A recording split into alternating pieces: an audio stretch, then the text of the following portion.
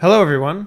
Before we get started on this week's episode, just a quick word that YouTube in all its infinite wisdom has decided that some of the Die Party games are now not suitable for advertising. It doesn't mean a whole lot for the content. I'm not going to censor the videos in any way, but if you'd like to lend your support so that Die Party can continue to grow, please check out the Patreon or subscribe on the Twitch channel. Enjoy the episode.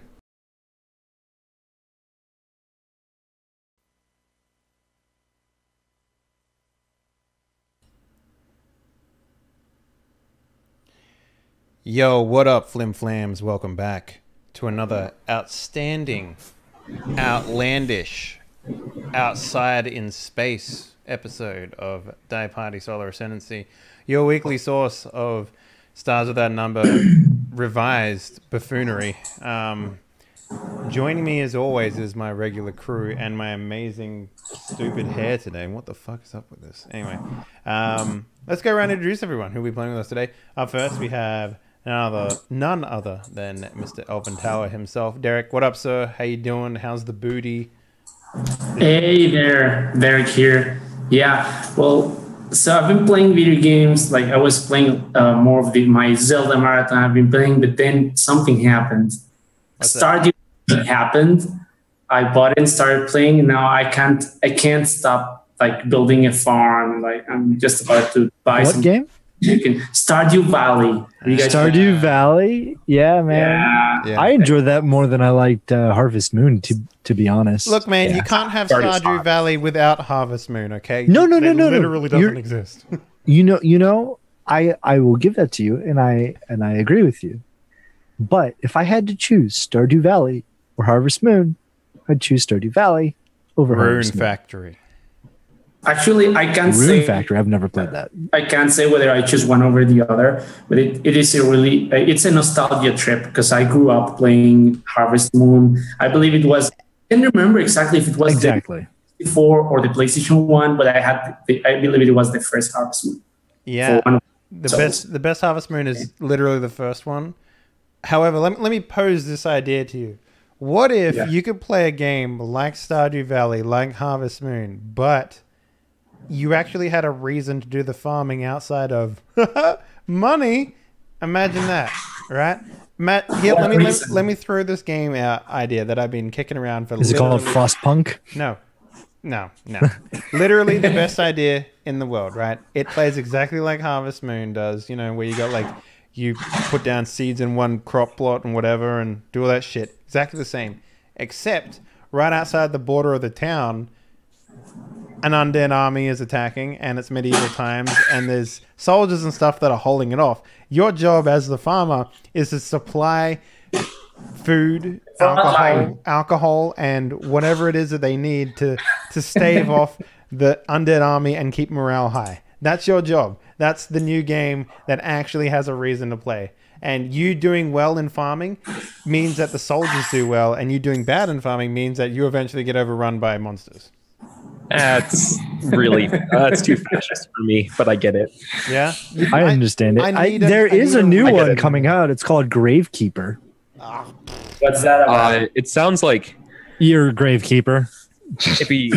I would medieval times and stuff. No, it's the same people that made Punch Club. Mm-hmm. It's the same people that made Punch Club, so it's going to be very much like Punch Club. I don't know if you've ever played Punch Club, but that was pretty much like you make a boxer by like making him hit like things over and over again, and it's just a time management sim. That's all that was, and that's what Gravekeeper is going to be. It's going to be exactly the same thing. Don't get confused. It's not a Stardew. It's definitely not a Stardew. Yeah, I just saw stuff about it, and I'm like, I don't know. Take a look at Punch Club. You'll get an idea of what that game is pretty much straight away by looking at that. Okay. Yeah. Yeah. What else have you been up to, Derek? Anything else? Just working, map making, move my office to another room, and I guess that's pretty much it. Like watching Mexico beating Germany for the first time in history. Yeah, congrats. I don't know. Yeah. I think there's dirty Frenchmen beat Australia, so as far as I'm concerned, it doesn't matter. Anyway, not that I care about soccer. I don't care about soccer. But over in Poland, it's a big thing. So, you know, I'm going to be accosted Anywhere to go. Oh, yeah. except for America, it's a big thing because What? No, Australia doesn't give a shit about soccer, dude. They don't give a fuck. like, not like we Europe. we have football and then we have soccer. I call it soccer Europe. too. Yeah. Europe takes I that was shit to thinking- another level. It's only countries with bad teams that don't care about soccer. Dude, mate, you want to fuck with Australia? Come after our ashes, motherfucker. We'll take you on. There's an ancient prophecy that I don't know where I'm going with this. Never mind. that I have a question about the soccer stuff though for you, Henley. Is in Europe, do they roll out those big ass screens and like those squares and shit for the World Cup? So they call. Or is that just the Euro Cup? So they have this thing called Renik in every town in Poland, which literally stands for city center, and it's like what you would imagine.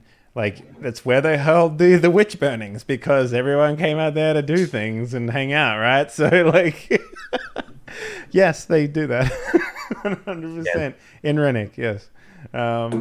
So yeah, it's I don't know. Soccer is weird to me.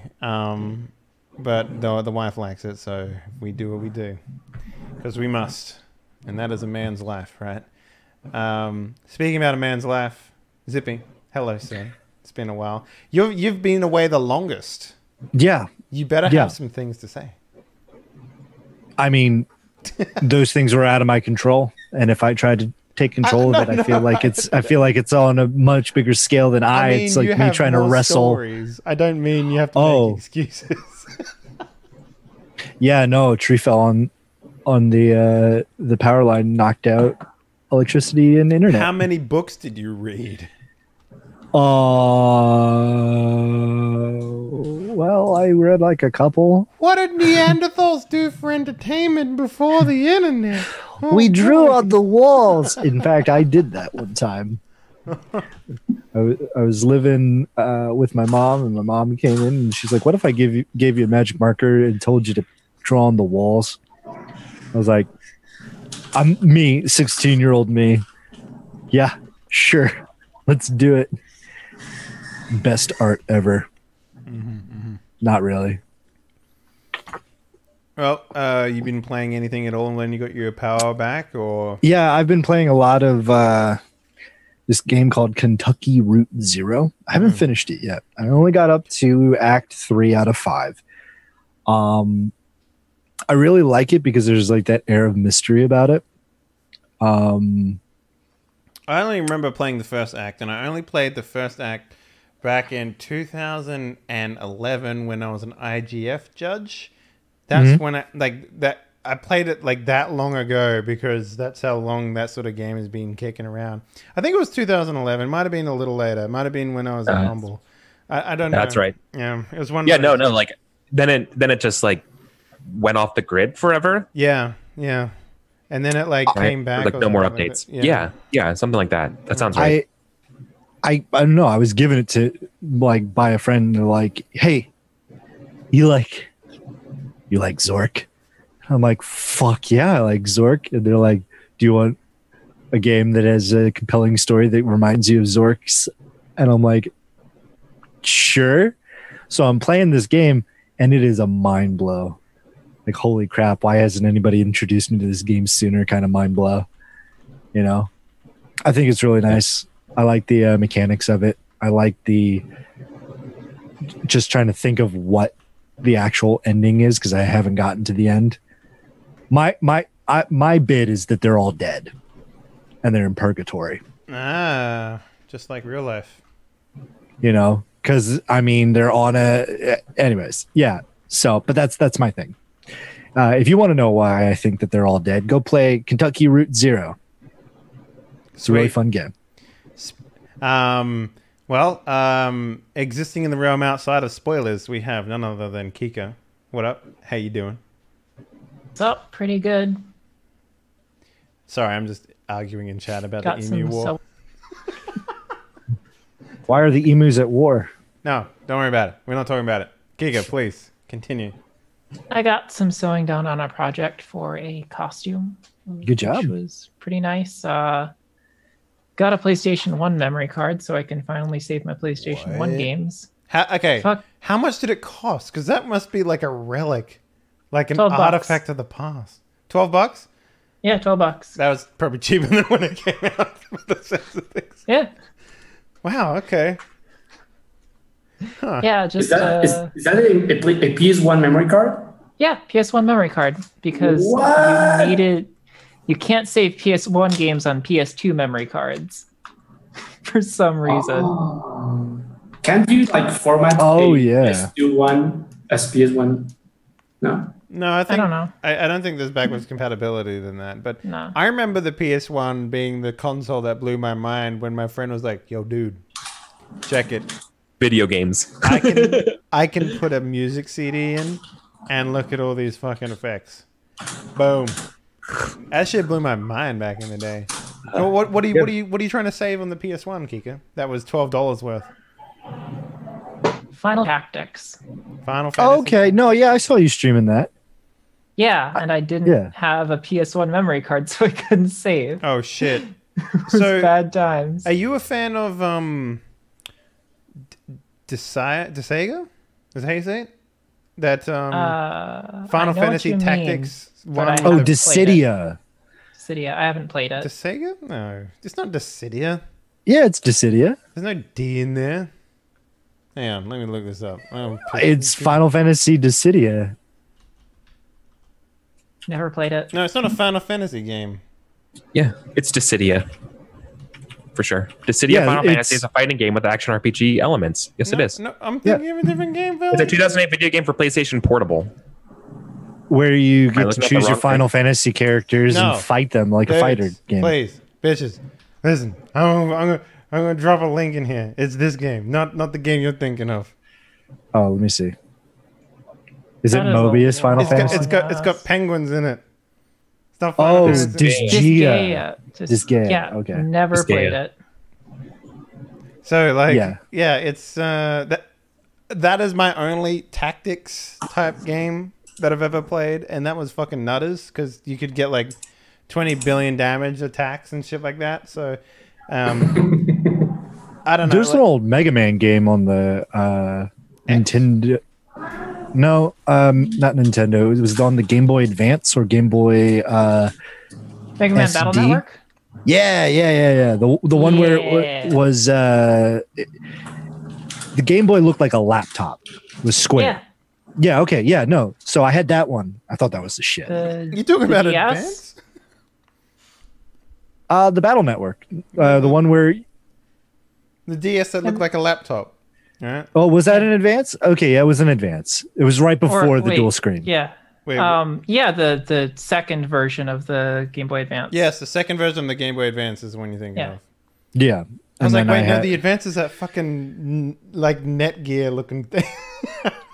Yeah, because there was the Game Boy and then the Game Boy Advance that looked like a Digimon dual Digidestin Digivice, and then you had the second one, which looked like a laptop. Digimon. Then it was the DS, then the 3DS and whatnot. So how far did Yeah. you get through before you realized you couldn't save the game? Oh, I found out very quickly.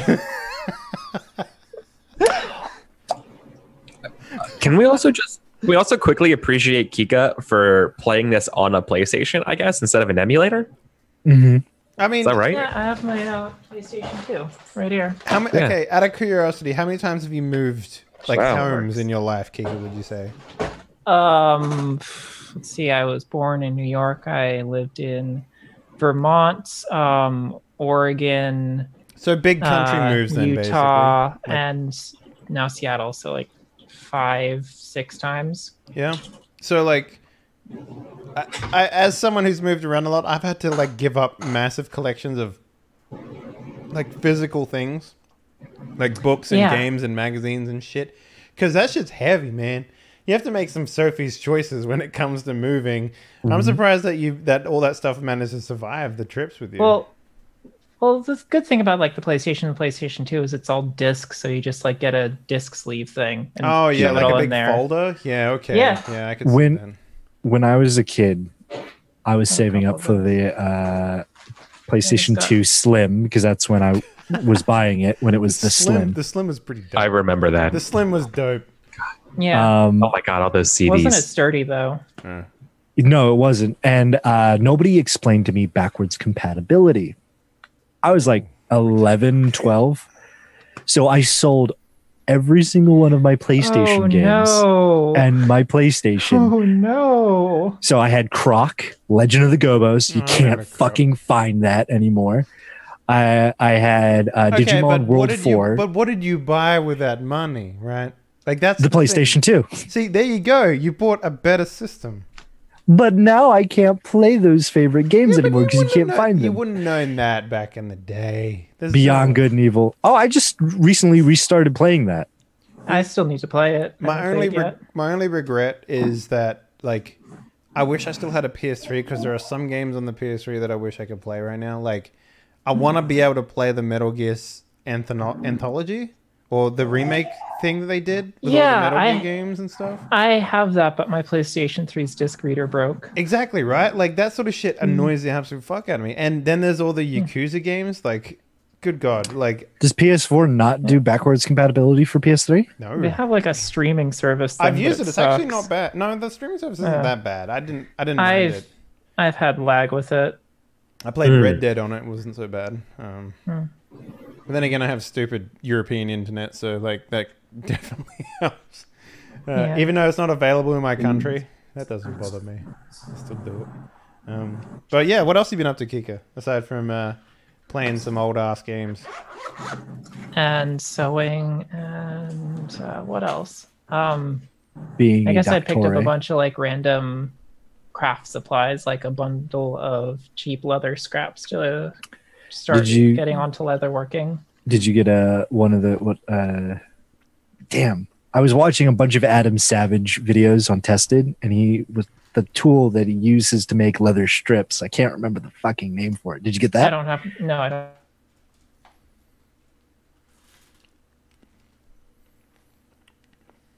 don't. Hello? She might have gone. Don't have one. Kika did say that her internet is a little spotty. Yeah, spotty. To be fair, mine gets like that all the time. So yeah. It's been acting up, is what she said, I think, at the start of the streams. Right, okay.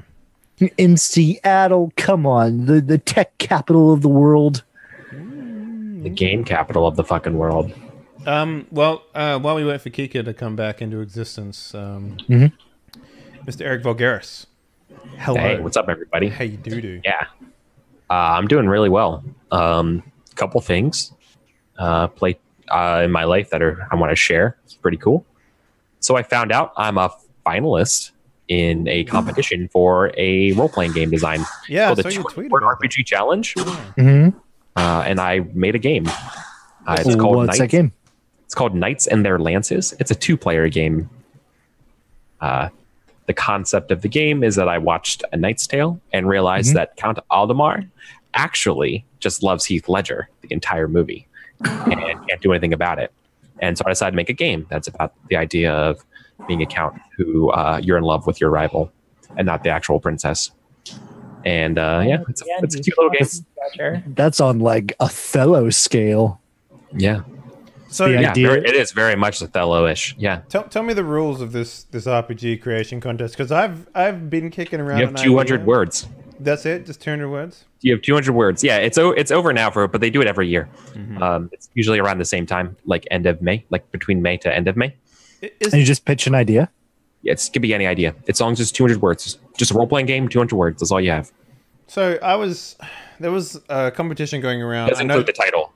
Oh, okay. I know there's, because that's like half your word count right there, right, Eric? Yeah. But I was kicking around an idea a while back, but I know there's a competition for a 1-page dungeon. I know there's a competition for what you said. But I also, for some reason, thought that there was a competition for a 1-page RPG. Oh, yeah. 1-page RPG is also a one. Yeah. There's also like a tabletop game jam that's going to happen soon, too. There's a lot of like these maybe I should get in that one, because like my idea is a little more girthy than 200 words. And potentially a little more girthy than 1 page, but we'll see how we go. But yeah, welcome back, Kika. How you doing? What's up? I'm okay. What else have you been up to? You said you were making you bought a bunch of supplies. Is the last we heard of you. Yeah, and I've been making music and practicing guitar and piano. God damn, you got those surgeon fucking fingers going on already, haven't you? I had a week off, so got to keep busy. If you ever want to find somebody who can do it all, look no further than Kika VO. So are you going to have like the same like tragic backstory as Doctor Strange? Is that what's happening right here? Oh, like you're going to get into a car accident? I hope not. Like, you're wishing that she gets into a car accident. And then you learn magic instead because you need an outlet for fucking... Can I just learn magic without losing the use of my hands? I mean, he fixes it eventually, so yeah. He doesn't, though. He never goes back to becoming a doctor. He can't become a doctor anymore. Yeah, because he learned the secrets of the fucking universe. Which is a little more on the scale of cool shit to do with your life. Surgeon is well below secrets of the universe.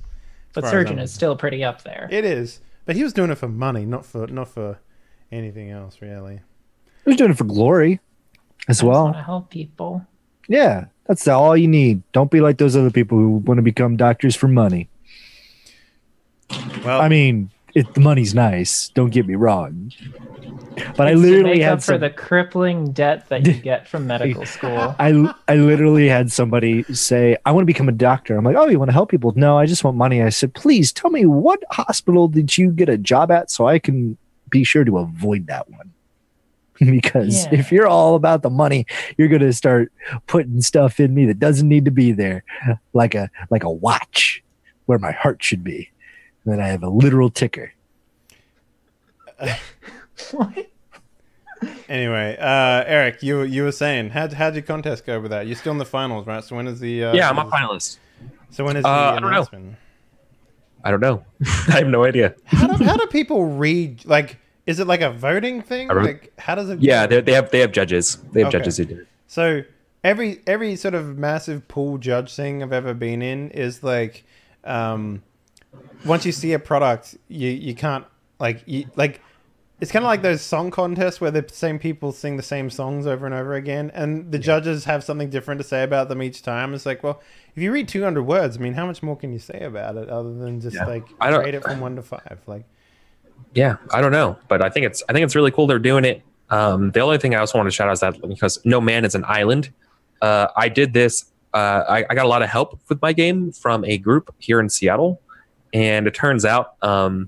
Like 5 other people from that group also became finalists, and this is literally out of like 600. This is 5 people out of like 600 vested interest people submitted. Right no, that's what I'm saying. So like, anyways, shout out to that group. Apparently, designing games is something, or at least getting finalists. We're in a similar chords. I thought that was kind of cool. Some other people I know also became finalists, like Grant Howitt, the guy who made Honey Heist, like that kind of stuff. Like a lot of designers show up in that stuff. So that stuff's super fun. I play tested a new game, or I played a new game called Vagabonds of Dafud last week, which is also really cool.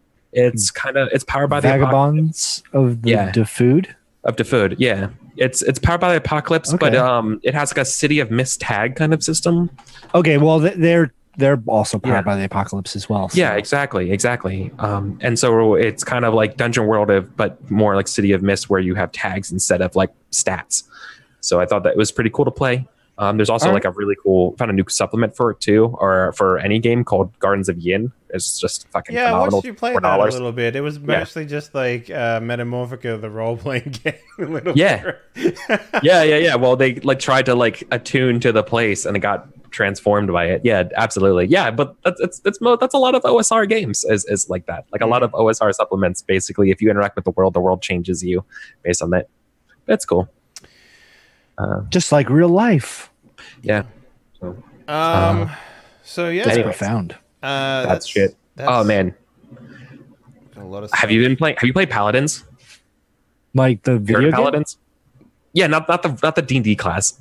The video game. Paladins. Yeah, are you talking about the hero shooter? The Overwatch, the objective-based hero shooter.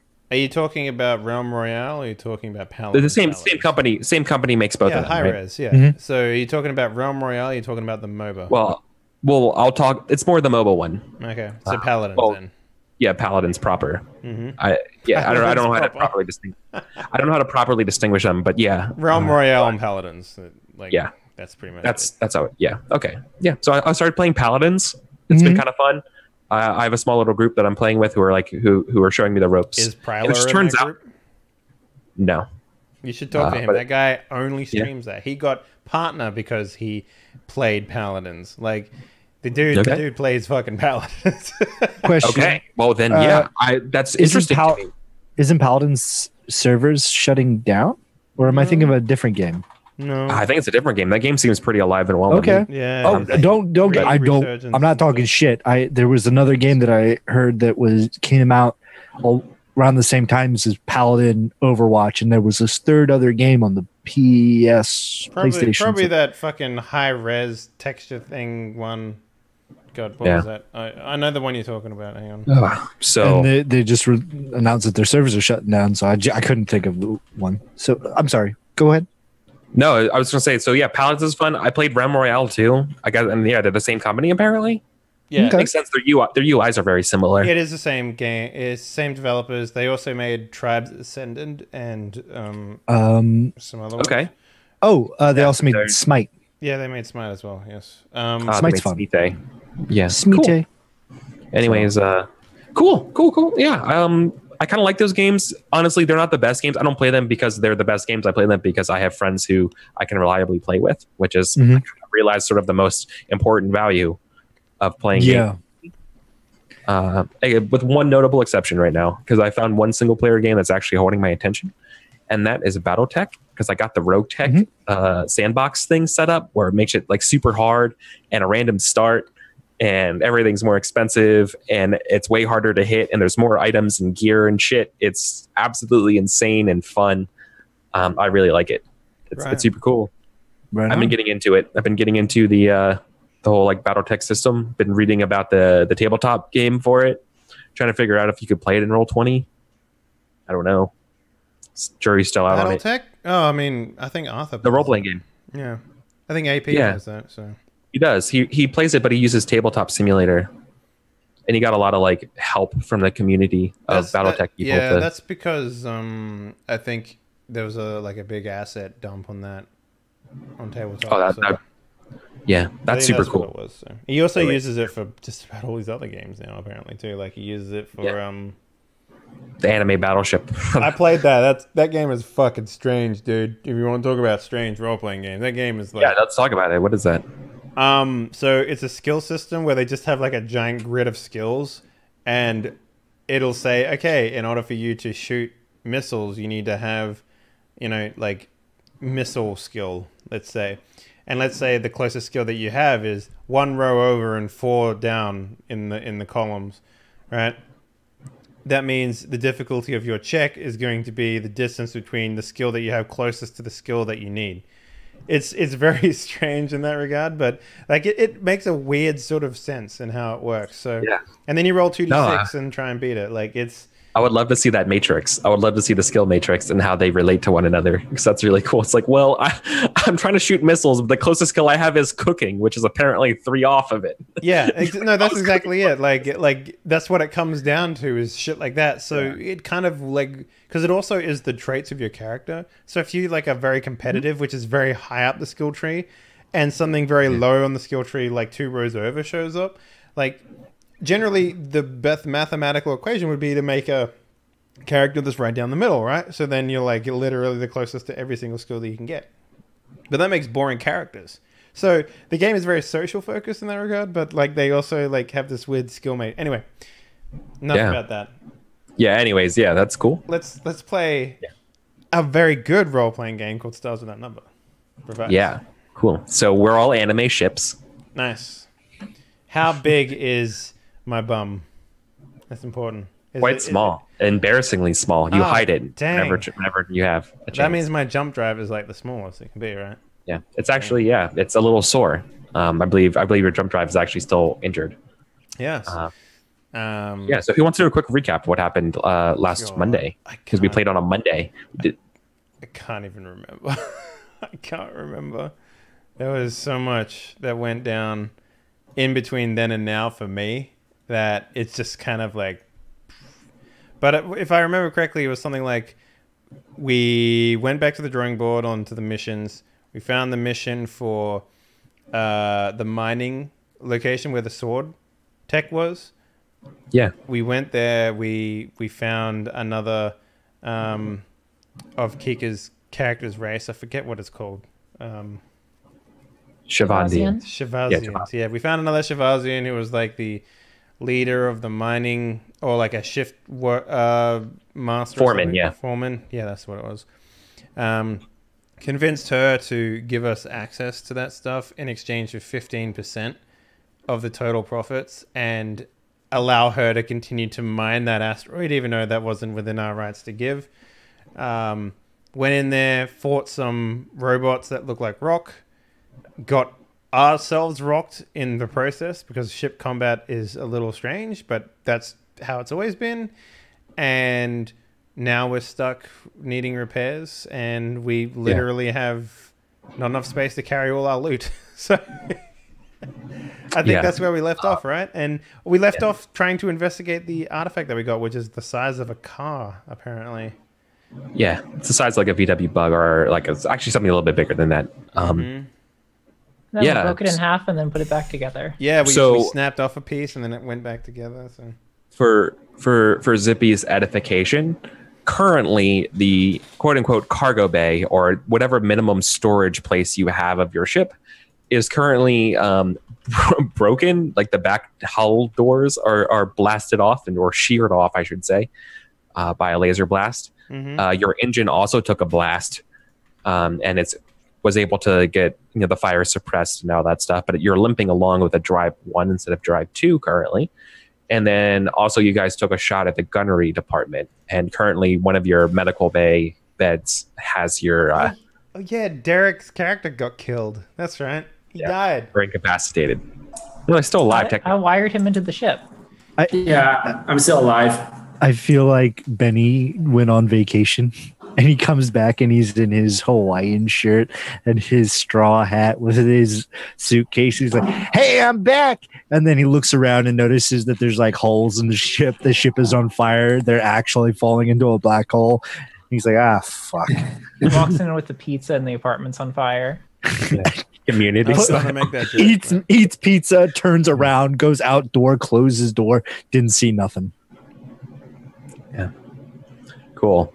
Yeah, so you guys are in transit to Angelos, the system that you're heading off, because you know that there's a TL5 planet there called Latelius.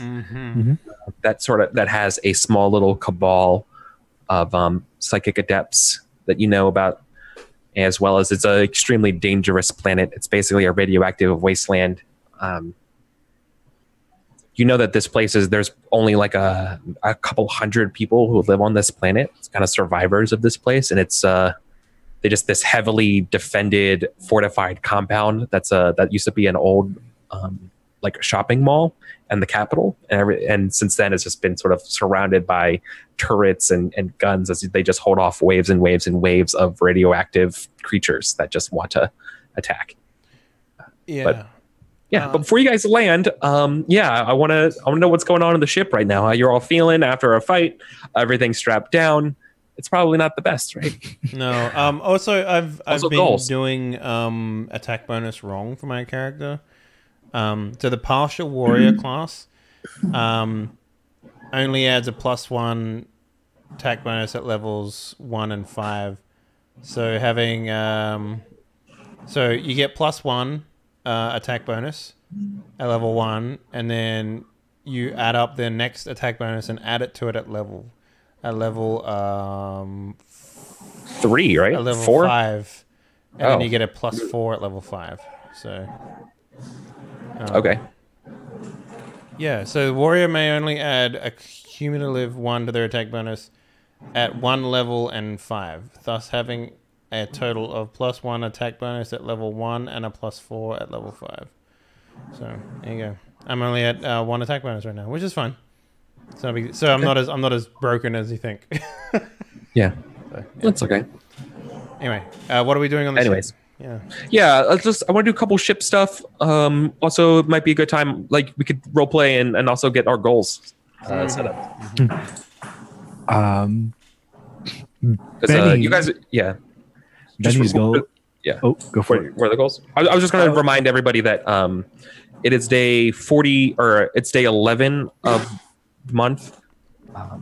It's day 41 total. That's you guys are kind of in transit since the fight. You guys, it's a 6-day journey to the planet, so you have 6 days of downtime if you haven't already factored it in, but also in terms of like role play time, just to give you an idea of how long. I think Benny's first goal is to fix the ship. You won't be able to. Yeah, he's going around the ship until we can get it docked, putting duct tape on everything. You're gonna need it kind of already a lot of duct tape because we the cargo space is all gone. Yeah. The drive the drive spike is also broken. Yeah. You guys are missing. It's not that it's literally not fixable without getting new parts, right? Yeah. Is there any parts? Not like fix it 100%. But Tellius totally would have the parts though. But would Benny be able to figure out would Benny be able to page this, kind of like jury rig it to make it work for a little bit until we get it to Natalius, or at least what he thinks can get them to Natalius? I mean, it should be in that state. Oh, it already can. Right? Yeah, it's already in that state, Sippy. Yeah, that's what we're trying to clarify, right? You guys are limping along to the back, but you guys healed as best you can right now, right? Yeah. So to put in perspective, Kiki, Zippy. Kiki and Zippa. It's now Kiki and Zippa. I am Kippy Kippo, and she is Zippy. Just so you know, in the space combat, there's actually like an engineering thing that you can make, and due to your absence, the engineering crew was manned by dumbass drones. So the dumbass drones weren't very good at healing the ship, which is why it was broken. So it's one of those things that you can only really do in the space of it being broken. So if you were there in the combat, you would have like a very good role to fill, essentially. So okay. What, like, so we can make it to Natalis or Latalis? Is it called Latalis? Latalis? Latelius. Okay. Think flavor wise, Benny's just going to go around using his thermokinesis, trying to weld holes shut, like the ones that he can, because he has telekinesis, so he's going to try to like push them together, and then thermokinesis just heating it up to the point where it melts and kind of welds together. It's a patch job. Yeah, really. you can. Yeah, exactly. You can still help shore up and patch things up, but it's not going to mechanically do anything better. But it makes sense that you're part of the repairing efforts that are going on, right? Yeah. But like I said, like you literally do not have enough metal. Like you need to grab metal to like so build new doors and stuff. His goal is to repair the ship when we get to Latelius. Yeah. Absolutely. So, that's totally possible. One thing that I could probably roll on is could I do a system diagnostics since our AI is down? Yeah, I saw it down. I thought the sword was incapacitated. No, his meat suit. His body. Oh, his meat suit is okay. Yeah, his primary gunner body got. Would there be a way? But I have a new one already. Yeah. Okay. Yeah, the last one was reptile-like, and this is like a bird man. Could I do, I guess, a roll to see if I can pinpoint what I would need to fix it? Like the Fix parts? what? Yeah, which one? What? Yeah, what are you? Let's start with the drive core because I heard that was damaged. Yeah. And that's like one of the things that we need it's like your car's totaled. What do you want to start with first? Let's start with the engine. Yeah. Yeah, so the anti-gravity particle transporter, it's shot. Okay. It's a small little like cylinder. Motherfucker, where'd you come up with that science shit? Okay. I don't know. Something like that. Yeah, we gotta reverse the polarity. Gotta fix that big end. Gotta put the big end in the small end and then reroute it to the medium end. A lot of people don't understand the dangers of rubbing two magnets together, but let me tell you, it's a dangerous job and only structural engineers can actually do it. Magnets, how do they work? Right. So basically, without this part, you're only able to get to drive one because of the let's say the Beryllium converter waves gain too many anomalies. Yeah, we gotta at higher thresholds, and so without that part, you can't get those higher thresholds, and so those anomalies are not good. Now you know what it is. It's fucking. It's Fifth Element style, like spraying the rats out of the landing gear. Little Muppets fall out and fucking run away.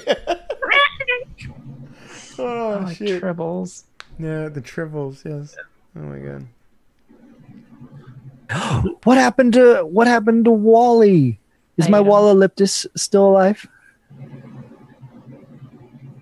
Yeah. Okay, cool, sweet. It's probably hiding it around your sarcophagus. Okay, that's fine. Yeah, actually, that's not. He's probably on the sarcophagus. We did decide that your sarcophagus is in your chambers. Yeah, and it was not in the cargo bay. Yeah, no, it would be. It would be in space right now. Yeah. You left the only thing left of Goblin tech out in the middle of space, so anybody could get their hands on it. Are you crazy? My sarcophagi. my glasses. Cabbages. My cabbages. Within some point within the 6 days, Logan is definitely gonna go find your thinners though, like in the coffee room, the break room, whatever. Little quiet aside. It's like, so how'd it go, huh? How did what go? The old toot and scoot. How'd that go? Fill me in. I informed them that we are composed of a prime number, and she changed her mind. Oh yeah. The thing about prime numbers is that it's most can't handle the old prime, Mm-hmm. Take it as a compliment. I would actually if I was you. Benny blinks in with teleport. Yeah. Do you know the significance of being a prime number? I mean, obviously Yctinus does, but do you know?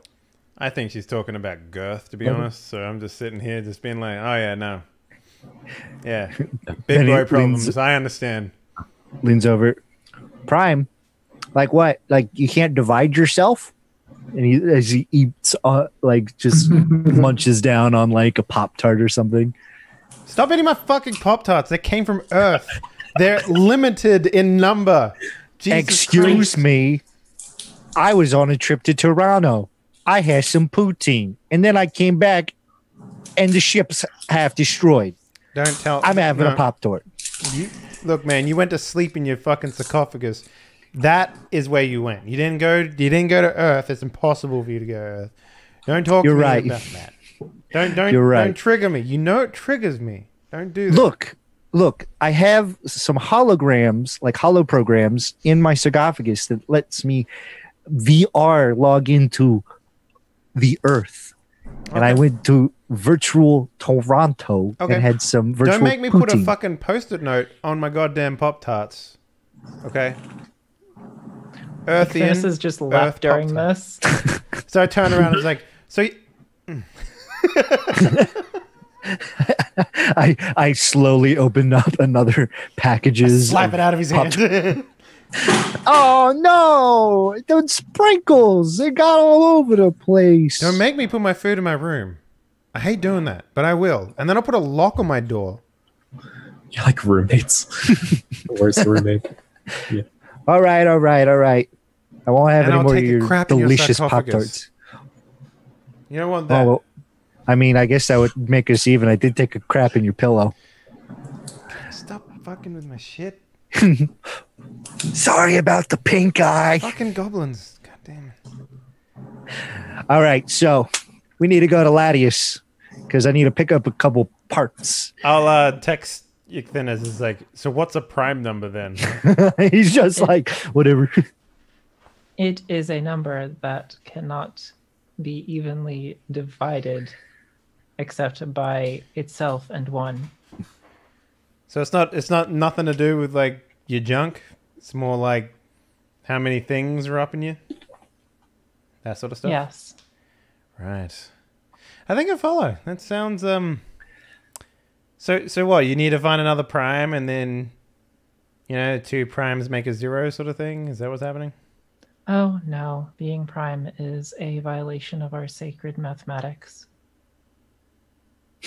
Logan, who you texting? Your mom. Shut up. I don't have a mom. Exactly. All right, shit. He blinks out. Yeah. Okay. Cool. Put it in my diary of weird alien shit. You got a little cartoon crayon drawing of Ykthinas and like stuff about the Shivians. They hate odd numbers. You just call them Shivians and spell the name completely wrong. Yeah. Like SHIV. No, the C is backwards. No, I spell it like how I spelled the like Shivers, Regal, like the whiskey from Earth. I'm just like, yeah, Shivers. Cool. And yeah, learning more about everyone. Let's flip to the page of goblins. It's just like insult his mother works well.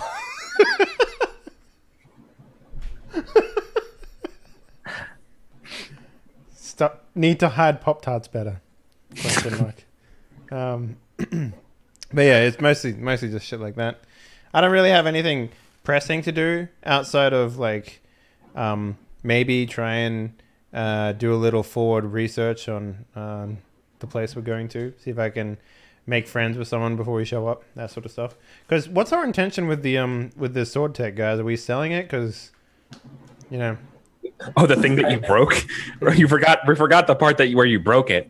And then we put it back together. Yeah. But it was definitely broken. Can I try to program an interface so that we can sort of try to learn more about it? What? Totally. Sweet. I blink next to you, goodness. So is that some sword tech? No, this is a program. What is the program for? And he's like, I imagine he's like eye line with the counter. His little amphibious looking eyes just looking right up at her. Right. Oh, I am simply programming an interface that will use quantum variable computing to help us be able to read what information is on the sword tech. Oh, okay. Yeah, no, I could do that. Hey, do you need help? I can lend you a couple hands. I mean, you have enough hands, but I can lend you some of these goblin hands. That's like intro stuff at the consulate. You do talk less when you're programming. You're absolutely right. I do, because I actually have to think. Remember, though, to interface with the sword tech stuff, you have the tools, but you only have one of them, and it's your ship's like personal handheld kind of scanner system from the very first session. Like that is. Yeah, I was hoping to like try to make something that would make it easier. Sort of, Oh, you want to like make a program that optimizes that process? Yeah. Okay. Yeah, sure. Obviously, you run the risk of making it have to like hard reset itself, right? And it'll be down, it'll be offline. Yeah. You know, like when you crash on it, when you break an Android phone. No, It you know breaks what I mean? itself. Yeah, like you would basically brick the decoding software. Or just my basically You have favorite. to Push the button retangle, you have to really hard. retangle the quantum particles because like if you do it wrong, then yeah, it won't work anymore. Yeah. Or like one of my favorite ones is you're on a phone call and all of a sudden the phone crashes, like the phone app. It's a permanent +1, right? Like if you optimize it to get it working here. Yeah, Right? Okay. I think that might be worth it.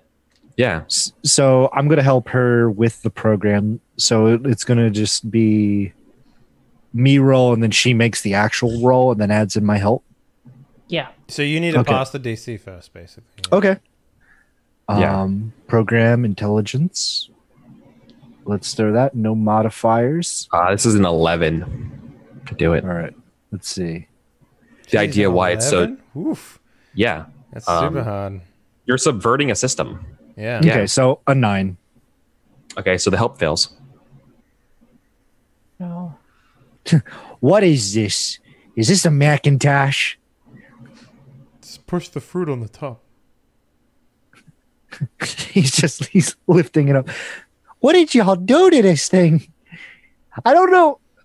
Look, I cannot work in these conditions. I am out. And he blinks away. I just used a captured photon for the quantum variables. I blink back. Any You photon. did what? You can't use just any photon. You need to use Get these organic photons. the green ones, not the blue ones. The blue ones make things go boom. The green ones make things go faster. The blue ones are of higher frequency. That's why it makes things explode. I think I can compensate. Okay. Let's see if I can. But I re-roll because of my Expert thing. Yeah. Indeed. Do it once per gonna be hour, worse. right? So yeah. It's gonna be worse, I'm sure. No, it's once per scene. Oh shit! Oh my fucking hits. Fucking hits it on the Like fucking it starts nose. overheating, but then I like pull out a wrench and smack it twice, and then it starts working fine. If you entangle, yeah, so there's like the UI of like the entangle breaking, and you smack it, it fixes itself. Hey, Oh, that's a nice technique. holy shit! Smacking things over the head with wrenches. Yes. She takes I- my wrench and does it. Yeah. Yes, I have some inspiration on that one. Thank you. Oh, well, we'll make a goblin out of you yet. You My favorite thing I'd about rather not. Benedictus as a character is that because he has the ability to teleport wherever the fuck he wants, he can just be in a conversation and not be in a conversation at the same time. It's great. He's teleporting his voice only. Teleporting, I have to at least know where it is, and I think it has to be within 10 kilometers. You can't do it. Yeah, well, you have to have. It spends effort to do it, right? Though. Yeah, Like and you're it's doing- you're not committing just it to doing the it all the scene. time. Yeah, it's more flavor, really. Yeah, that's fair. I'm cool with that though. Yeah, I'm cool with you just because you're still like learning how to do it. So like you're just constantly like remember like it's like you're just constantly practicing it through the ship. So it makes sense that you're just interjecting, jumping into people's conversations, because He's gotten used to letting getting you used out to of teleporting closets. around the ship. Yeah, Dennis, I'm stuck in the control panel again. Oh, it's so good. You need to stop thinking of the circuits all the time. I know, but y'all fuck things up completely all the time, and I gotta fix them, so I can't get them out of my mind. You know what? If you could just throw a pop dart in like the ventilation duct, I'll get to it later when I find my way out. Don't touch my fucking pop tarts. Yeah. Let him So, stop. anyways, Kika, yeah, you're able to rewrite your sort of like Sortech analyzer to work better. Do you want to use it on this thing or not? I guess. Sure, why not? Okay. But Yeah. do I know what risks I might be running with this? Yeah, you. Boy. Do you want to get a +1? Okay. Well, let me ask you this question first. This is probably going to be fixed because you're going to be creating a like a connection between the ship or the device and the piece of sword tech. Okay. Do you want to get a +1 but risk the ship getting exposed to this thing as well for extra power here? Or are you cool with just letting whatever this thing can do to your connection device? Basically, the device can kind of like eat the consequence here of like whatever this thing what happens when it's exposed and looked at. I would ask the Sword of Adagaris what they think, because Yeah. I mean they are an autonomous being, so I can't just go around plugging it into strange things. So I guess I would go to whatever ancillary body is closest and just sort of wave.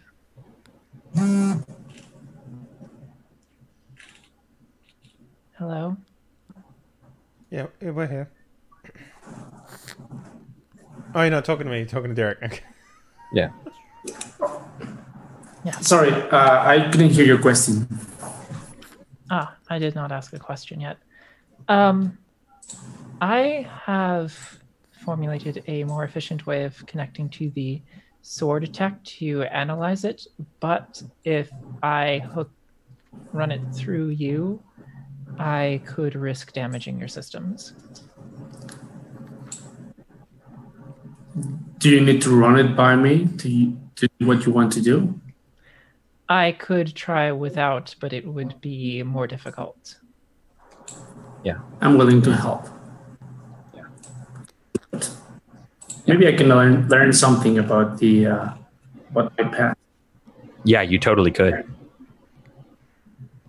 Okay, very well. Then we shall proceed. Okay. I probably should ask. Who's helping? I'm helping. Yeah, I would probably also ask Benedictus for Yeah, a bit of help because he knows the systems pretty well. Right. You hear a thump. Because of the situation, Derek, you don't have to roll to help for this situation. This is just the ship. Basically, you're using the device. It's plugged into like the USB or whatever of the ship, and so you're getting like the extra boosting power of the ship as well to help you with this roll, right? So you're getting like additional +2 to whatever you're. And to open up and see what this thing is going to be a difficulty 8. Fix 8. All right.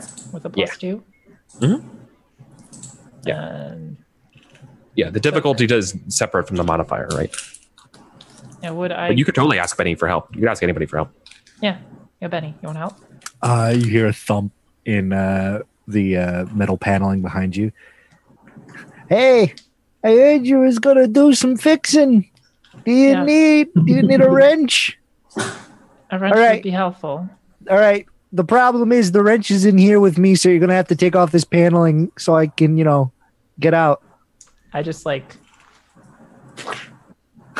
Oh, hey, great. Wait, did you just rip that off without using any kind of tools? You had the tools. Ah, damn. All right, put it back, and he uses thermokinesis to weld it back. Ah, boy. All right, so what do you need fixed? Interfacing with the sword tech and the ship. Oh, okay. Yeah. That's going to be it's going to be interesting. We could probably try to interface it through my sarcophagus. It has enough power and computing, and using that new program that you used, we can put it right into the ship via data ports.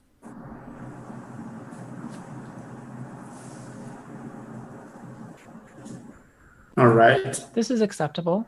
Okay, great. I look at the ancillary body. If you do anything to anything that's on that sarcophagus, I will reprogram you. We'll get a new AI. I'll reformat you.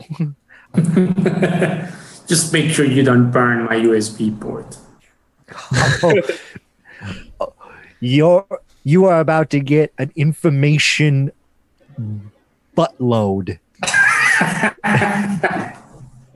I heard that one from Logan. And as they walk to Benny's chambers, and he opens up the sarcophagus. All right. What sort of unit measurement is a butt? Unit of measurement is a butt. Is that? I don't know. It's a little bit under fuck ton, but just above ass load. Is a fuck ton more or less than a normal ton? A fuck ton. Okay, so like, think of a fuck ton like an elephant with 2 heads. What's an elephant? I don't know, some kind of mastodon. You know, they used to be furry. Oh, I know what a mastodon is. Oh, okay, yeah. They play very aggressive music. Is that what that is? All right. I'm just sneezing constantly in the other room, guys. That's all that's happening. So I take the program and I plug it into the sarcophagus, and I'm going to attempt to run the data transfer. Yeah. Would that be program again? No, this is fix actually. Oh, this is fix. Okay. Yeah. Because Vortex weird. And it's essentially you're literally manipulating like nano connections to this thing. It's not just like a digital Wi-Fi. Right. I'm using my sarcophagus as a thunderbolt. Right. Like because the way the sword tech stuff is saved in this like crystal like weird shell concrete looking weird like half dome car size thing. It's in the information is like encased like DNA. Right. So you're actually like creating some sort of connection to this thing. Okay. So it makes it so difficult to understand, right? Like things are stored in material. Well, if it's like DNA, could I use heal? Splice it. Yeah. No. Not yet. But that's I would if it was living. I think there was sword based things that are living where that could be really possible. Is there any way that I could get like a modifier because I'm using my sarcophagus and it's used to dealing with sword tech from the Goblin homeworld? Yeah.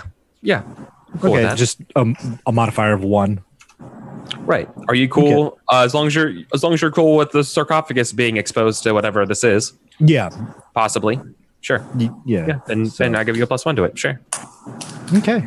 And before we have our episode where we're lost in space and the ship is trying to kill us because of the virus in the sword tech. Hell yeah, I'm waiting for it. Everyone eats mushrooms. Ooh, 8. 8. Wasn't the challenge rating 8?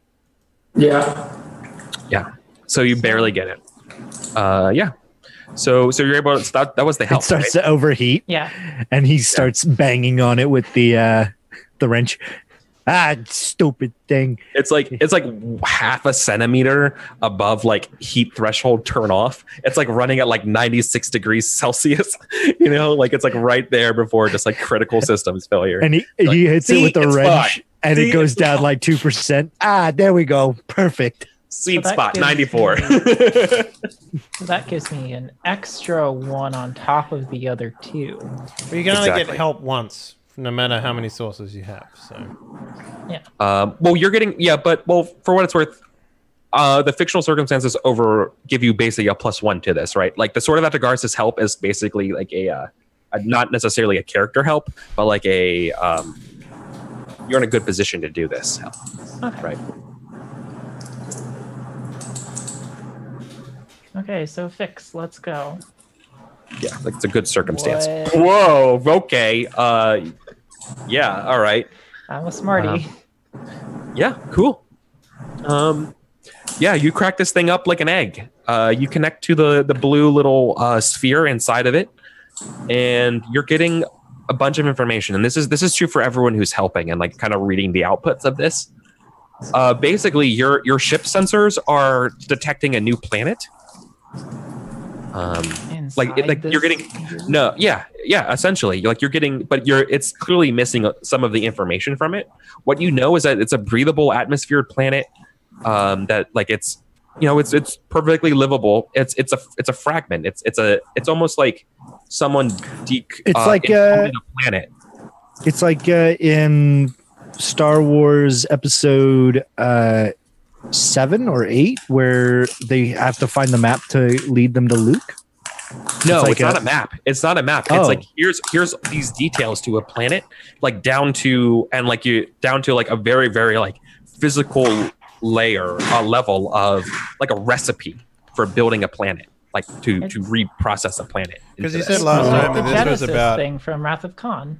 Yeah, you said last time this thing was about you put it on a planet and it just changes that planet into this planet. Yeah.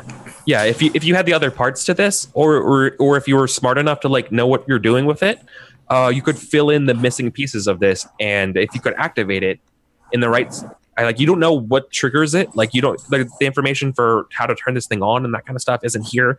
But you do know that like ostensibly this is a recipe for terraforming, and not just like terraforming of turning a planet into livable for you. Terraforming as in this will fundamentally change that planet into whatever this stored planet's data is. This planet. You can see its name here. It's called Atea, Aetaia.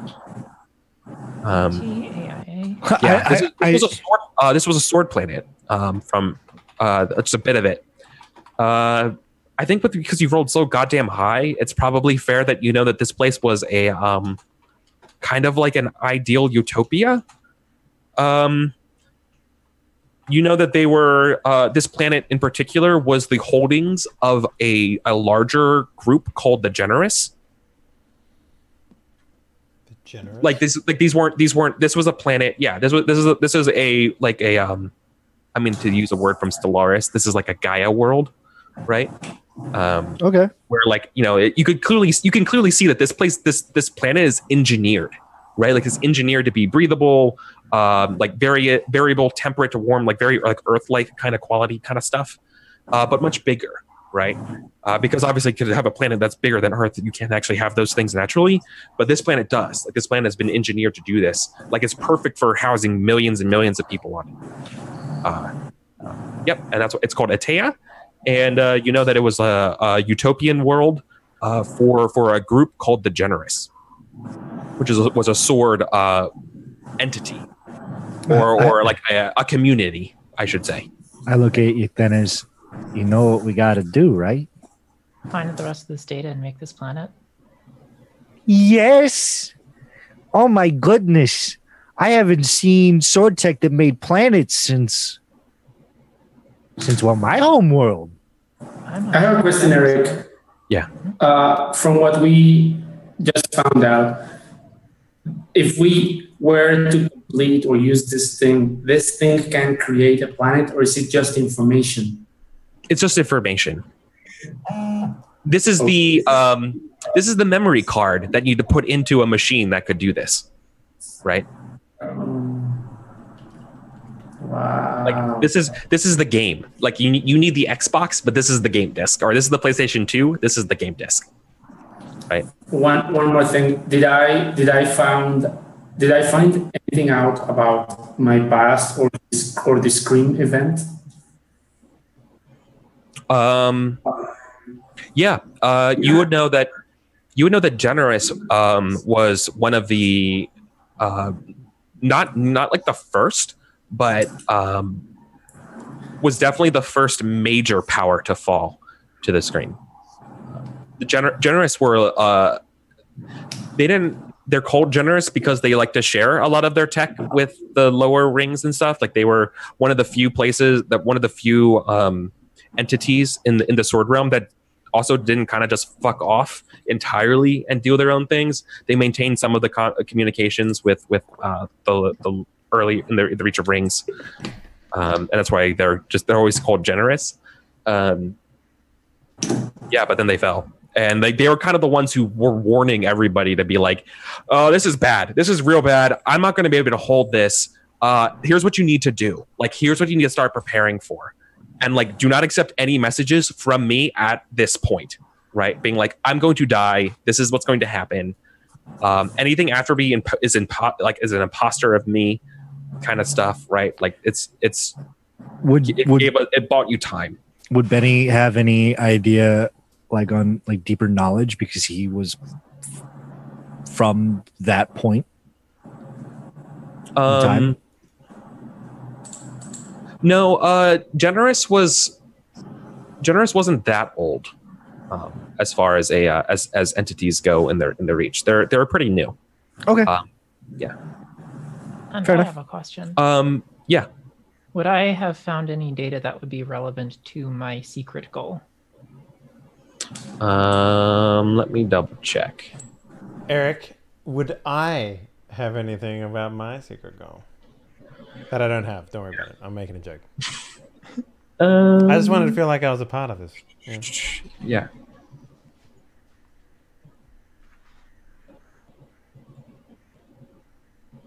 I'm trying to find your secret goal. It's been a while. Yeah.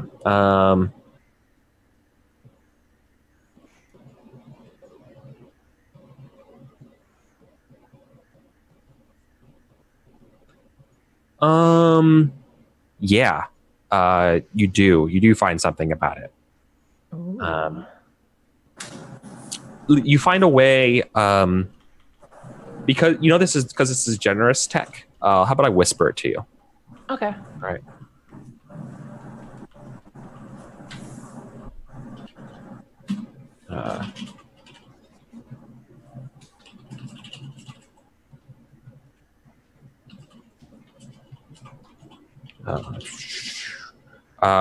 Ultimately you have the next step, but not necessarily a solution yet. All right. So, Okay. what are we doing for goals this session, guys? I already put in my goal. Yeah, that's what I was thinking. Just finished it. I wanted to, Eric, so we can streamline this into goals. This device we have, Eric, if we wanted to complete it or fix it and fire up the planet maker thing, what's missing? So we can write a goal about it. At least I want to do that. Yeah. You would. Okay. Yeah. All right, Derek.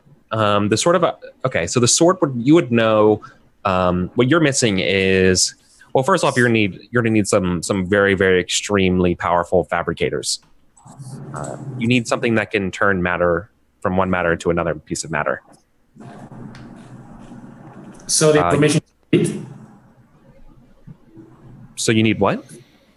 Is the information in the device complete? I had a feeling it was not. No, it's not complete. So we first have to retrieve that information, right? Yeah. Basically, there's about 85% of the data is intact. So you're missing some things here and there. So if someone was clever enough, you could probably extrapolate, or maybe even just interpolate what's going on, what's missing. Yeah. But basically, this thing you need a terraforming machine that could kind of hold this. You don't know of one that exists like that. Expensive, right? Yeah. This is technology that probably Helix Leviathan would want. This is once you find this is terraforming technology, that's like, oh, that is very relevant. But that's also probably relevant to other people. Yeah. It's very valuable for a lot of reasons. It could be used as a weapon. You could literally turn a planet into another planet. Like if you were against a hostile like ice group, you could just turn that planet into another planet, and that's just happens. Right? Okay, so probably stating the obvious, this is a question for you guys. We're not selling this, are we? No, we're gonna make ourselves a planet. First off, I mean, like, you could. What reason would we have to make a planet? do you not want to see what wonders are stored into this thing? The amount of extraterrestrial organisms, birds, fish, livestock. Do you know what we could do with this? Too small a group to study it all ourselves. Yeah. Sort of the guy's intention is not so much building a planet, but more finding out more about sword technology. Yeah. I think I think possibly on the table is we could sell this to our Solar with an agreement that if any use is made of this, that we would possibly be part of the first people to investigate the planet that is made. Right. That way we could also have more help in investigation as well. Yeah. And have That's money. definitely possible. To give you also another cool incentive here. If you brought this to Helix and stuff, or maybe if you brought it to Latelius, the people on Latelius would be able to help you. Like an actionable thing you could kind of get out of this is the pre-tech required to build fabricators. Like, because you do this, you could basically find an asteroid, and like you could theoretically come up with a machine that could turn an asteroid into metal components for your ship, right? Like, obviously this would destroy the planet making thing of it, but like the principle, you could basically reverse engineer the principles around turning matter into other matter based on the instructions given in this disk, and kind of like create a bastardized form of it that could help the ship, right? That's possible. Or you could totally use it maybe to build a better chassis for your quantum core, right? Like you could definitely, there's actionable items of this sword tech of being able to convert something into another, but it would obviously destroy the information given there to do it. But you could definitely use it as like a prime material component for cool, real cool shit. Yeah. Right. I mean, theoretically, you could harness it into a gun and turn ships into bricks.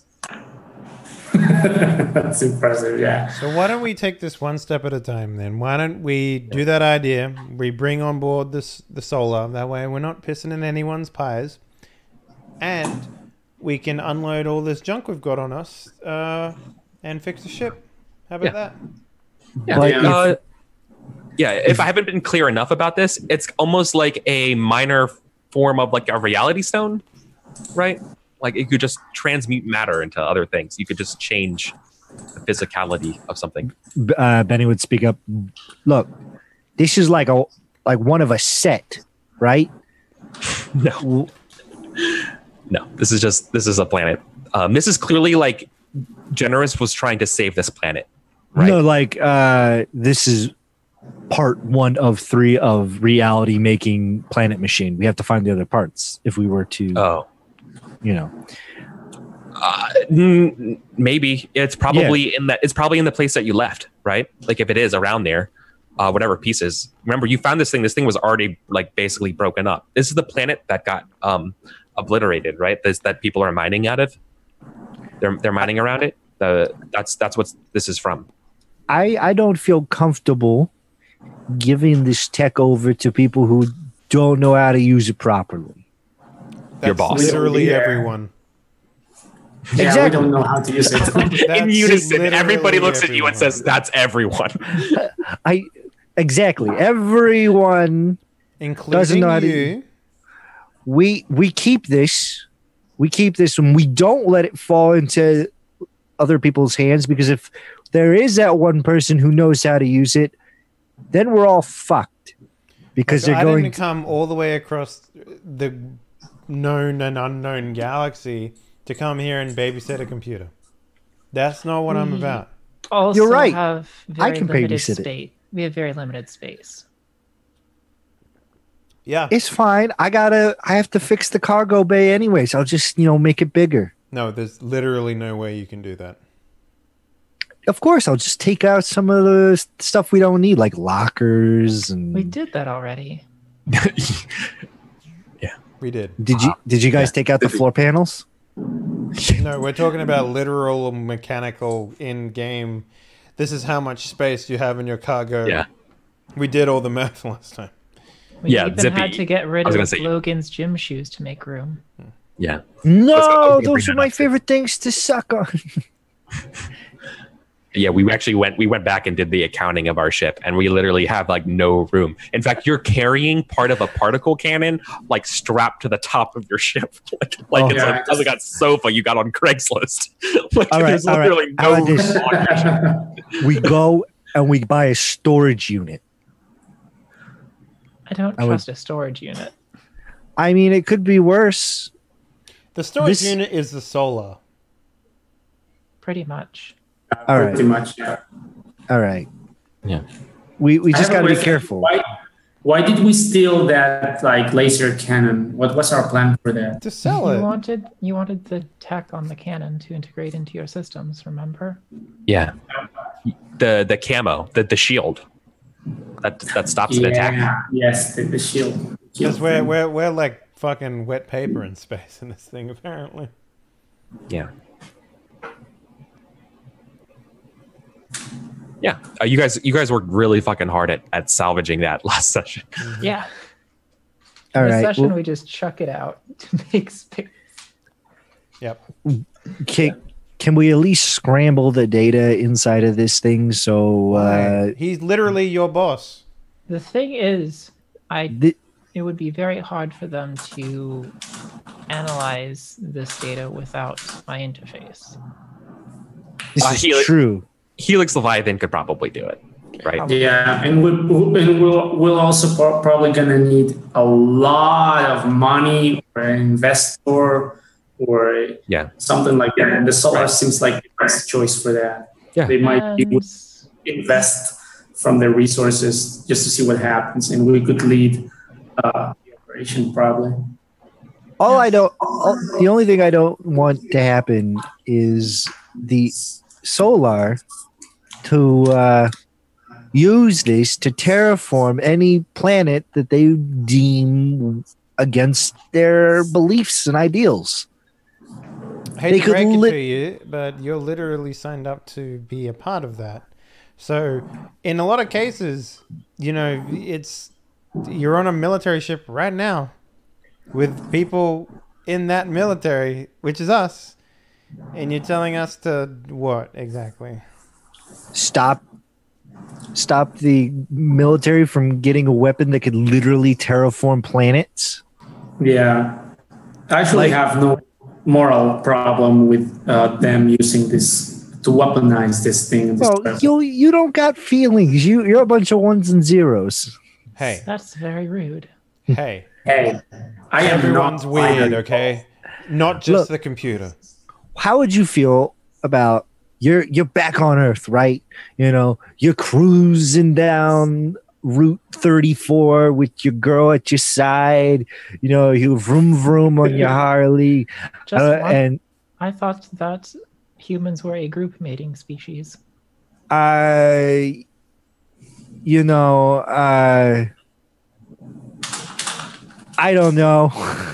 But you're ruining my thing. Okay, so you're going down Route 34. You got your girl at your side, and then all of a sudden, this giant spaceship comes out of nowhere, hits the center of Area 51 with a particle cannon that literally changes the planet into a planet full of arsenic.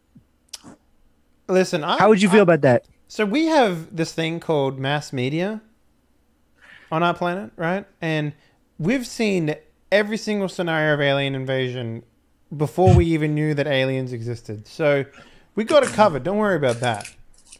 All right. Yeah. Just so you guys know, like, it's not like you guys are void of culture and things like that. Like, anytime you go to systems, there is just a glut of movies and shows and music all the time. Just mass-produced things. Like, Helix is kind of like the center trade of everything, so they're basically like Disney, and they just make everything that everybody likes. All right, so we give this to the solar, and the solar starts terraforming planets. What are we going to do to stop them? We can't let that happen. They can do whatever they like. Why are you so paranoid about this? They literally pay us. We have a good life. What's the problem? I know a thing or two about terraforming planets, okay? It's not very fun, and it's not very nice, especially with it. 10 minutes ago, you were literally about to say, let's do it ourselves. I know. I was talking about going to an uninhabited rock like Pluto. What's to say that they're not going to do that? Pluto's not a planet.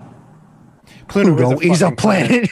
You take that back. I fist bump Logan. Pluto's a fucking planet. I thought Pluto was a dog. No, that's Disney. Pluto is a dog. A very good confused. dog. He's like 2 steps above Snoopy on my list of all-time dogs. That's what we call that quantum superposition. It's a planet. I understand now. Wait, hold on. Pluto was a Disney dog. Yes. Goofy was a Disney dog. Let's not go down that rabbit hole. Goofy walked Goofy was Pluto. a dog. No. Go down this hole because then he'll forget about the other thing. No, we are not. Yes. You know what? And I go over to the sarcophagus. I'm just going to change one line of code, okay? No. One line of code. No. Don't touch it. It's not yours to touch. I unplug my interface. We're just let me change one line of code so they don't just use this as a weapon of mass terraformation. I will not let you change that code. I have a job to do. I'm going to do it because I enjoy the lifestyle of going around space. I do too. Then why you want to poop on everything? Because I don't want the space to change. It's not going to change. Seriously. This is probably going to be worth a lot of money, Benedictus. Didn't you say you wanted money for your robot? I do, but I also don't want to give Helix Leviathan a giant planet-sized nuke. See, I was going to go to an uninhabited rock and turn that into a planet. These guys might go to the wherever your thinnest comes from and terraform that. I wonder if the planetary nebula where we found this is the result of this thing misbehaving or malfunctioning. Because that planet was destroyed. Well, I mean, if we had more parts, I could figure that out. No, you just want to fuck with it. You're not touching it anymore. You've made your intentions clear, good sir. I'm going to write up a report to the Solar and tell them if they terraform anything with this, they have declared war on me and the entire galaxy. You mean you and your people, right? When I find them, and he turns around and he walks out. He's got what I like to And then he call- comes back. Wait, hold on. This is my room. Get the fuck out. He's got what I like to call little dog syndrome. Very loud bark. Okay, You say this as he's lifting you guys up and pushing you out the room. You actually need permission to lift people. What? Yeah. That's weird. How can permission stop me from lifting you with my Because then mind? then it's you have to do a versus roll, I believe. Like claws okay. just dig into the floor of your room. Oh no! I just replaced that panel. All right. So yeah. Anything else for the 6 days? Oh, I'm going to spend 6 days working on my affinity with my new ancillary buddy. Okay. So that's you can't spend. You have to save a day because you were helping with the ship or the sword tech one day. okay. Then The balance. Yeah. Is there a way that I? I'll also just sorry. Go ahead. No, go for it. Okay, I just wrote my goal. Assuming we're going with this, to the star, I wrote strike a deal with our solar that furthers my goal. My goal is Derek, buddy? my business. Derek, your internet made you a robot voice, and I heard literally nothing you said. I heard so strike sorry. a deal with the Solar, and that's it. Did I mind sound repeating? like those Daft Punk songs where they do the pixelated voice? Yeah, I wrote strike a deal with our solar that furthers my end goal, and my end goal is to find out more about the screening event and recovering the sort network and stuff. My like short-term goal is get paid. Yeah. Pretty much, it's just get paid. Just money is literally everything in this game, and I have a reason I want money, so I just want more money. So Okay. Definitely. that. We all want money. I mean, we all want money to repair the ship. exactly. Yeah, that too. A lot of it. Do I have Yeah. time left after all this to work on a program myself? Or Yeah. Myself. Yeah, definitely. That's basically 1 day. You would have like 5 days to work on this. Okay, so I would probably spend all the 5 days on that. Sure. Can you make a so let's do an initial program roll, right? It probably would make sense that you're working on that. Are you doing? Yeah. Okay. I'm pretty sure in the last game, Everyone would see you. Yeah. What's up? I'm pretty sure in the last game, like the longer you spend doing something, the difficulty goes down to actually make it. But they don't have anything in here about that, unless it's in like a GM section that I'm not reading. Or Right. something like that. Right. No. Remember, like I'm gonna make I think what I'm gonna kind of do is like eyeball a difficulty here. Like this, what you're asking to do is pretty difficult, and you really don't want it to mess up. And the idea here is that because you're doing it during your downtime, the consequences of failure aren't really there because you're taking your time, making sure you're doing it right. It just means that it just takes a little bit longer to make sure you get it done properly, right? So the idea is like there's kind of like kind of a progress bar, and you can fill it up with rolls. You have a chance to do this, right? Okay. So yeah, so give me an initial program roll. This is sort of like your pace for progress. Okay. For these days. Yeah. All right. That's hella good. Cool. Hella good. So yeah, that is actually extremely good. You are okay. So I was gonna say it's about a 20 project to do. So the idea is that you roll an 11. So you only need 9 more to go, and then you're going to spend 4 days. So 1 day is your 11, and then the remaining the 4 days of the extra days is just like plus 4 to that. So so you're at 15 out of 20 to getting nice. getting this thing done. Yeah, like you're almost done. I've been stricken with inspiration. Yeah, that makes apparently. sense. Yeah, and because you're doing this privately, right? But the idea here is that so just so everyone else has an idea of what word it is that we're talking about, you've been spending a lot of time near the sword tech thing and reading the diagnostics. Like you probably can't hide the fact that you've been looking at them.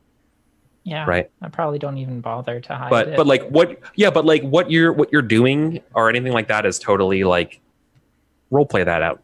I'm not right. Yeah, I'm like even like programming with like 2 or like 3 of my hands while I'm eating. Yeah, you just been like really heavily at work programming the last couple of days. Sleeping only like half of my system at a time so the other half can keep programming. Yeah, so you're like, so you're just in a perpetual state of undersleep. Yeah, cool. Yeah, just like working for a AAA game company. What would I have to do to sabotage that sword tech? Not like bust it. Stealthily or not stealthily? Stealthily, like put something in there that kind of changes part of the code. You would have to find a time that Ykthenez is not using the console. And then it would be kind of trivial to just introduce a couple bits of code to just kind of like destabilize it. But we have established that I'm always there. Yeah, you are. That's what I'm saying. So it's basically, so what I'm saying is that it's the hardest part is finding the time to do it, really. I guess like at one point I'm going to try to move her. So like okay, so hold on. So just so what you're telling me right now is that Ykthenez has been working on this console, like, you know, like Star Trek, and they've been in the engineering room, like doing the tabulations, looking at the things, right? Like doing that thing. And then all of a sudden, just out of nowhere, you just teleport in and tackle them. Like, there's no like, hey, what are you doing? What's up? Can I help? Like, there's no foreplay there. So, you just tackle. Well, I mean, care about my character at all. He just cares about himself. What? Yeah, no, I care about Ykthenez. All 9 of them. Yeah, 9's a prime number. No, it's not. No, it's not. 8. explains a No, lot. wait. 7. Wait. No, yeah, 7. Seven's prime. I failed math all throughout high school. Yeah, no, okay. I'll teleport in. So you're gonna let me use the console so I can scramble some of that code? Are you specifically going to like change it around as if it were and like establish some sort of cipher? You're basically encrypting it further. Yeah, but yeah. You know, I don't want to destroy it. It's a decent piece of tech, but I don't want it to fall into the wrong hands. You know what I'm saying? It's like dropping a nuclear bomb on a country. You know, you wipe them off the face of the universe. Yeah, like okay, it's like taking somebody's planet and pushing it ever so slightly so it falls into the sun. No, I know what you're saying. I was just correcting your pronunciation. I said nuclear. Ah. Okay, so, you know, I'm just thinking, hey, I put an extra little bit of goblinoid encryption on it, then we still get to use it. Then they can spend the next 4 centuries trying to decrypt it. Well, when I haven't finished, you could possibly perform this on one line that is non-vital, but for our purposes, but vital for the purposes of reprogramming a planet. Okay, wonderful. However, I don't think it is impossible for them to figure out what is missing on their own. So it would only delay them, most likely. You've never been taught to speak Zyamedian, then? I don't mean that they could from the whole way down there. I don't mean to say that they could decrypt it. I mean that if they are given a certain amount of the tech, they could possibly infer. Yeah. But they would really need somebody extremely smart in history to even figure it out. I would say something. Like, I'm not in the room, but I have microphones and speakers everywhere. Benedictus, even if your encryption is good enough, they're eventually gonna decrypt it. In the expanse of the universe, if you delay this by, let's say, 1,000 years, you're not really accomplishing much. You're just condemning a civilization from 1,000 years in the future to be terraformed. Don't worry, Addy. Don't worry. I have a plan. It's a foolproof plan. This is just like a Band-Aid, right? You know, we still get the money. They still get their working stored tech.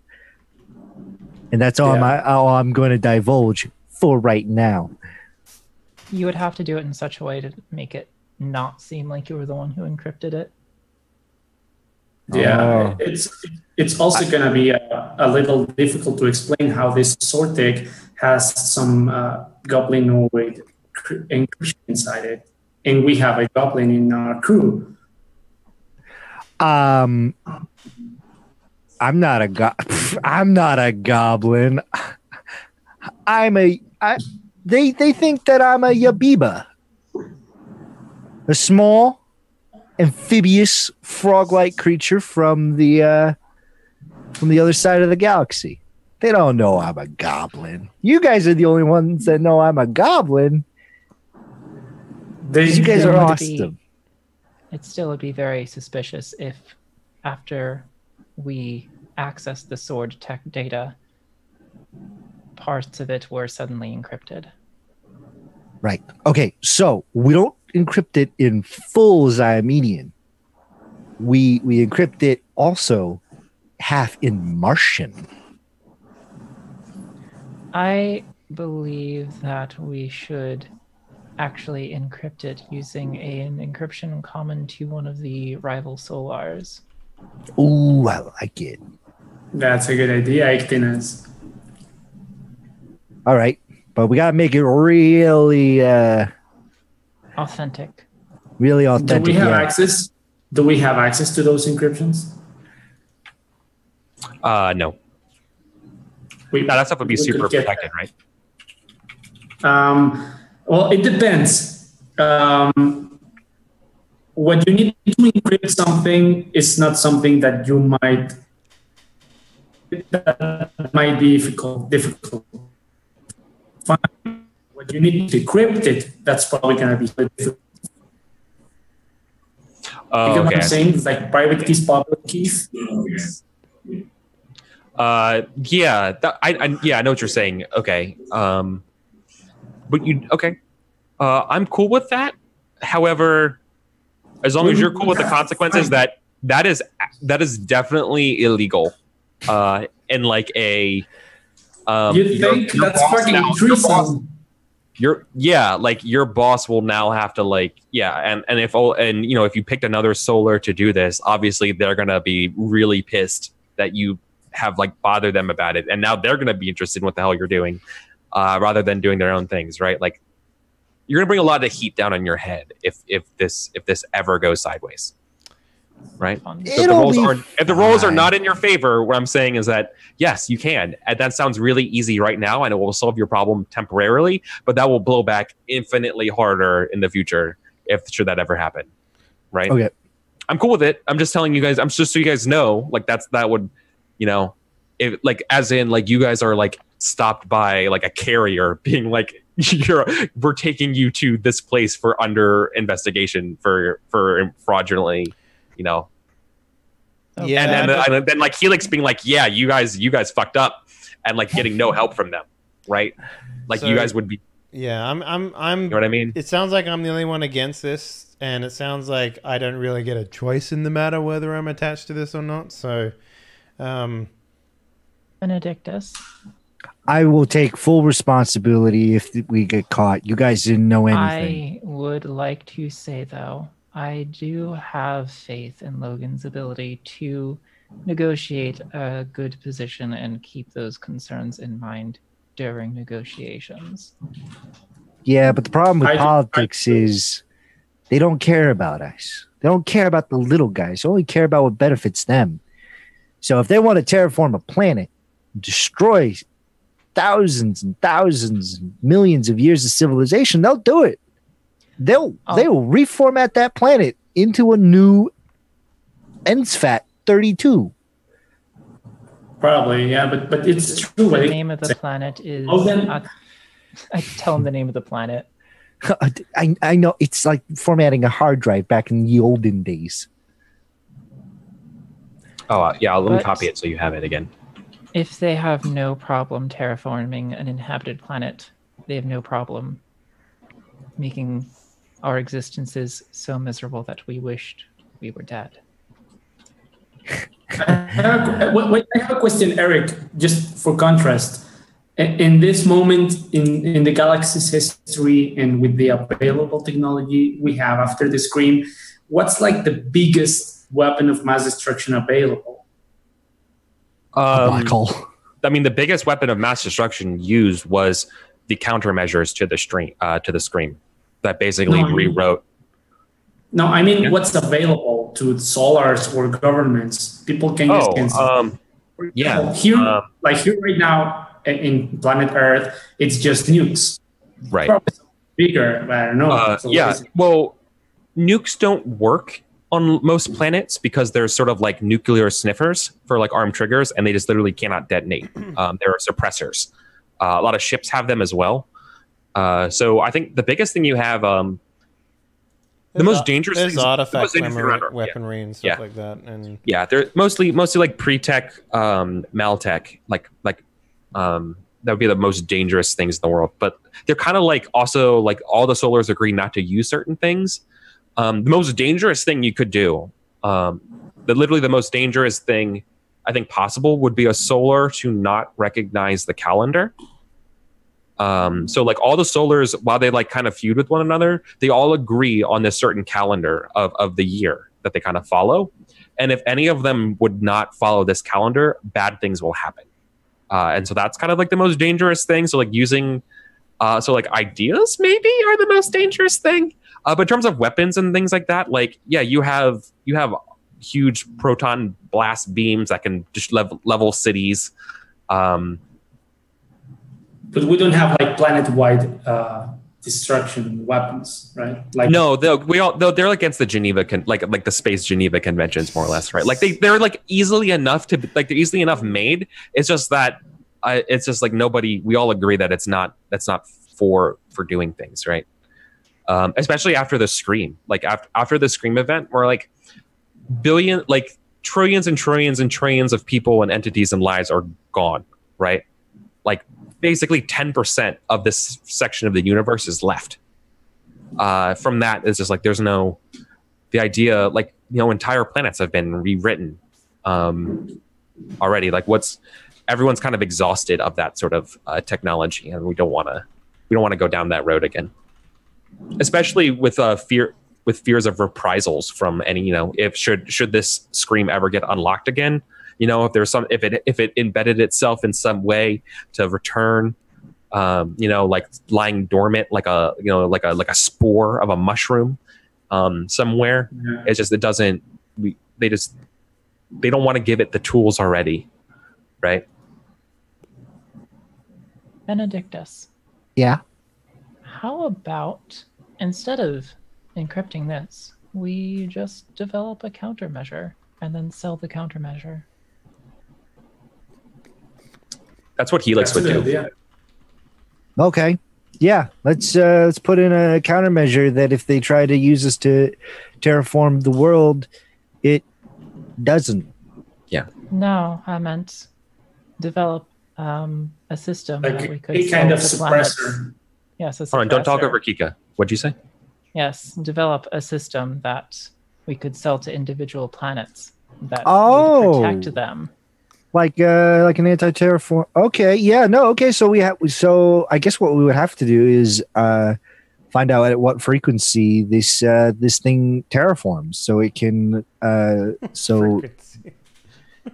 If you sell it, yeah. Look, guys, if you sold this thing to Helix, that's what they would do with it, most likely, right? Because they're not interested in making a weapon out of it. They're either going to be like, well, we're obviously not going to create a new planet from another planet. That seems dangerous. Need to negotiate for residuals. Yeah, it would be like the nuclear suppressors. Yeah, it's like an anti-missile system, only this is an anti-terraforming weapon system. Yeah, and we could instruct Logan. Logan has never let us down on a deal. He's a very good negotiator. We could negotiate that the first thing that should be developed with this is the suppressors itself. And he can negotiate that we get some percentage of profits. Mm-hmm. All right. I don't know. I just don't... Governments, man. And he jumps down off of the console. I just don't want to see anyone lose their home. I understand. Because that just sucks. Like, Mondo majorly sucks, man. I don't know. I was watching too much of Logan's old movies. You should try watching some Chiavazian movies at some point. It's like all silent French films. I would love to. A lot of knives. A lot of knives. A surprising number of zombie movies. Oh, God, yeah. I would love to watch some Chiavazian movies. We goblins, we don't have movies. Because your culture is dead. I mean, I didn't want to say He looks over at Logan. No, I'm not in the room. I'm just not there. You just sort of feel that thought enter your mind, and it's in Logan's voice. Logan, did you just... Will you think it... Don't make me come in there and turn off the air. What? Use the intercom. I can't... Why are you shouting down the hallway? Because the intercom's broken. Use the intercom. I can't hear you. He presses it and there's massive feedback throughout the entire ship.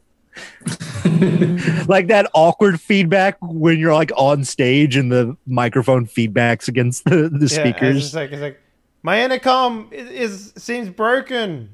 I know. That's why I'm What do you yelling. want? No, use the intercom. Oh, fine. Gee. This isn't getting us anywhere. You know what? I'll come to you, Blinks. I was like, I'll come to you too. I'll come to you. I start walking down the hallway, and you blink into the room. I'm not there anymore. Damn it. Well, at least I got the Pop-Tarts. God, this is a sitcom. On 3. You One, stay in your room. 2, Yeah. 3, clip. All right. Seinfeld in space. Seinfeld. No, man. No soup for you. You would be the soup Nazi for sure. Yeah. Anyway, what's next? What were we doing? We were going through space. We need to go to Latius so we can fix the ship. We were gonna fix the ship and sell some shit. Man. Yeah. Now that we got the anti-terraformation arc out of the way. Well, are we going to? So we not you can't like just give this to Helix. Like you have to fly there, right, and deliver it at that on Argus. Yeah. But you guys are going to Angelos right now. Yeah. We need to Right, to fix Letelius. our We need repairs. day Though. and yeah. We need like. Yeah, you want to do that first. We need to rip some shit out of this ship or whatever, because our ship is basically a paperweight in space. Like one good shot through the hole and we're dead as fuck. So I don't know, I feel like retrofitting the ship with a little bit less mushiness would be great. But I don't know how I don't think we can move anything around, to be honest with you. A flying Swiss cheese. Yeah.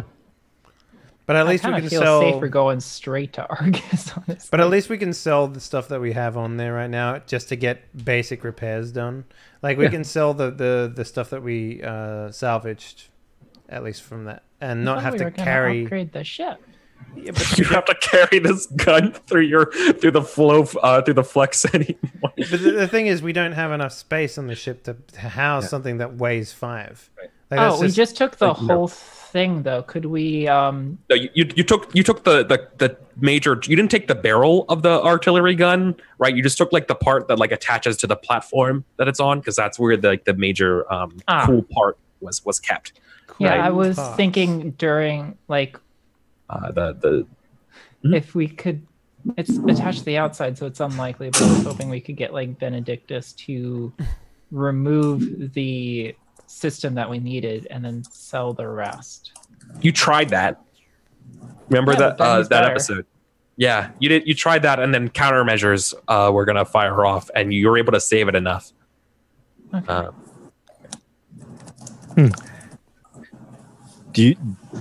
Can I at least still try? Didn't you just spend 5 days doing something on this for downtime though? I talked him out of it. She talked me out of it. Yeah. So then if you have some time, if your days aren't really accounted for, then yeah. Okay. I mean, the thing that he's doing is making. Actually, no. Because it's on the outside of the ship. Yeah. That's kind of the hard part, is that it's on the outside of the ship. Sorry, it's not that I don't want you to do it. It's that it's literally on the outside of the ship, and you do not leave the ship when you're in flux. That is like the number one thing everyone knows, is you do not leave the ship. Yeah, but you'll be seeing your daughter when she was born 15 years later, sort of thing. Like, don't worry about it. You don't want to do that. Yeah, it's extremely painful. Goblins don't mate. Yeah. You will you'll come apart. Yeah. We're spawned in a vat. It's kind of like, it's actually the opposite. It's almost like when Dr. Manhattan like blasts those dudes in the Vietnam War section of the movie, right? Like just how it looks. Yeah. It's like that, but then you form together again and you explode again infinitely.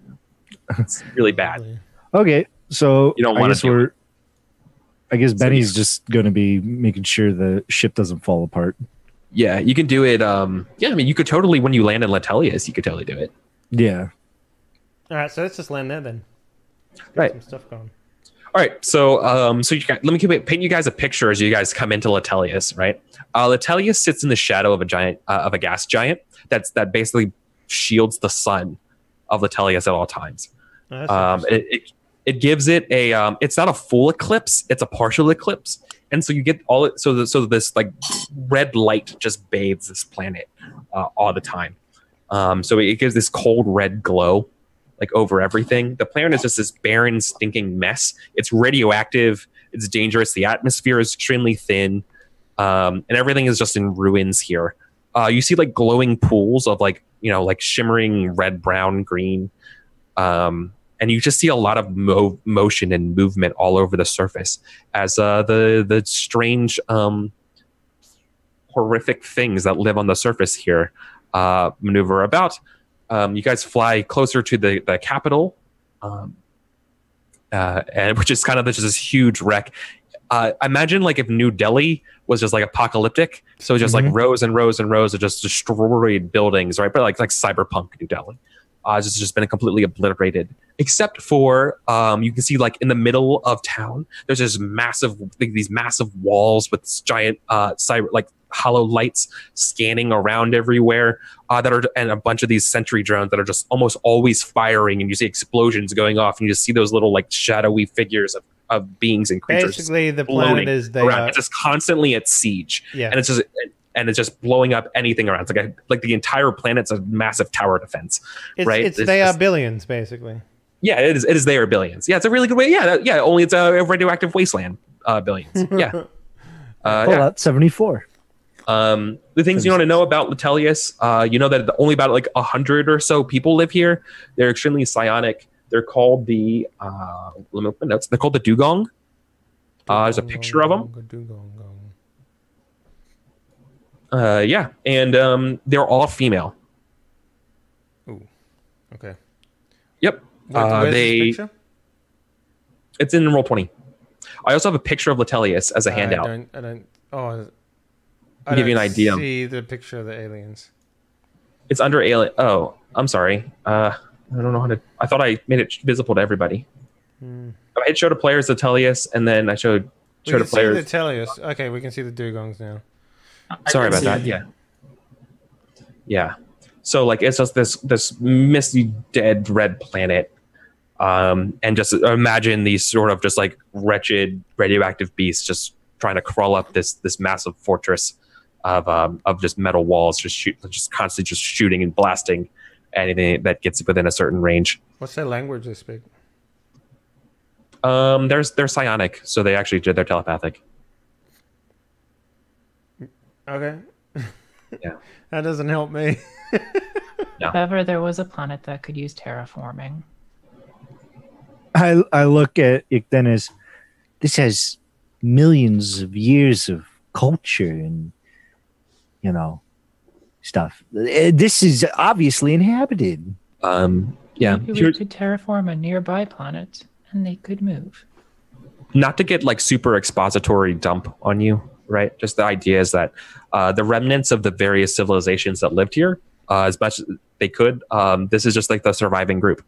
So there's multiple different variety of Dugong that live here, but they do have a rigid caste of just psychic females that sort of run the whole place. As far as you can tell, like maybe there's kind of like stories that tragically all of the men of the planet are basically just turned like feral during the scream. Like and they just like are part of these animal races that just attack. Oh man, that's rough. Place. Yeah. So do we need permission to land or anything, or can we just no? If in fact they see you, they heal you, and they basically like bring out the whole mats. They light you up, let you get in here. They like you see even more like explosions as they like suppress any sort of like thing that would try to attack you that would fly, and they guide you in. Like these massive winged like mouth spitting creatures. You just see like missiles just fire off and just obliterate them as you just fly in. Okay. You have to make a check. They're giving you all of the guidance stuff if you allow them, right? They're like psychically guiding you in, if that's cool. Yeah. I would like to sing Chiavazian folk songs in my head consistently so that they do not want to read my mind. Okay. I So Benny's just used to it. now, Dave, you on the ship, you were already making contacts with Letelius, letting them know you're on your way, right? Yeah, that was my intention, at least. Definitely. Yeah. So give me a contact roll. I'll tell you who you meet and their disposition to you. Roger that, Big Mama. Okay, contact. So I have diplomat, so I can re-roll ones, I believe. Yes. No. Yeah. Diplomacy. Yes, I can. So contact. Act. You mean connect? Yeah. Connect. I'm sorry. Yeah. Thank you. I got the words mixed up. What did we get there? No ones, but we got a low roll. So. Okay. Let's see. Yeah. No. You totally find someone, and the reason and they're excited to talk to you because they could totally use your help. So you're talking to Yipo. Yipo. Okay. Yeah. Let me write down. Yipo is part of a. They're kind of on the outside of the sort of circle of rulers, the cabal, and they could definitely use a little bit of I think they have some plans for you. All right. Well. So, yeah, they're not really to share them just yet, but they're willing to help you out here a lot. But based on Italian culture, that there's sort of a quid pro quo going on, and the idea is that the more hospitality you welcome, the more you're expected to give. So like right now, everything is kind of status quo. So let me open this up to you, right? Okay. Let's start here, right? Okay. They're offering to let you land in their like they're offering their own like repair bay. If you would let them. Yeah, fuck it, I'm in. Okay. or you could land in sort of like the regular ship place and then get a repair bay. No. I'm landing. Like, yeah, I'll take some alien help. Absolutely. Sounds fun. Sure. Cool. Wonderful. I get to. You all know this. You all know, like, this is not like, I know this is kind of their choice, but you all are aware that when you accept hospitality and favors, you're expected to be also generous. Reciprocality. Hey, Logan. Yeah. What's up? Offered him some Pop-Tarts. No, that's liquid gold. I'm not giving anyone Pop-Tarts. And you get your little goblin feet out of my Pop-Tart bin. I'm sorry, but Yeah, so I guess we land. No problem. Yeah, right? You land. Yeah, you land. No problem. So, listen, you could basically land on what's equivalent of like basically the Mall of America, right? This massive megaplex surrounded with these walls and walls. You can see that part of the fortress has fallen. Like the first exit, outermost walls have been breached, and then there's they have had to retreat further back in at this point. You see that you can definitely see signs of whatever. Like Yipo's house is probably like this weird shade of pink, and you can kind of see some of like the old pink that was lost because they're sort of on the outside and outskirts and stuff. They have the most dangerous part of the world, right? Yeah. That they're kind of around. So also it's really loud and obnoxious as explosions and ordnance goes off. Really nearby. Yipo meets you in the hangar. And just smiles and opens their arms. Their hair is just generally coming down. Like in the picture, just they have their hair just long. They don't have it up in any way. They're just welcoming you. In your guys' heads, you hear sorry about the noise. Welcome. And this facility, I wish I could do more, but we lost our other one, and this is the best I could have on short notice. Please come. I have food ready. So the first thing that I do, not being used to talking telepathically, I do this thing where I put my fingers to my forehead and I go, in my mind, I say, that's okay. I hope that my understanding of how this works. And I'm just sort of like, furrowing my brows and trying to like concentrate on like, I don't know, communicating with she kind of groan laughs and says like, you don't have to think so slow. It's okay. It's completely okay. Okay. You guys, reading my mind as well, or just his? No, they're reading your mind. She's just not willing to do that. She knows what you're doing, and it's pretty common, right? Like oh yeah. I mean, it's just a big wave of microtonal harmonies. It's 1,000 bugs singing at the same time. Yeah. Well, like psychics have their own sort of like defenses, and so they're kind of used to having that sort of a thing. Then, and it's respectful. You know that they're not prodding your brain, right? Like they know, that. Like they're showing you like there's a moment when they look at you, they see they can hear what you're doing, and they're like, cool.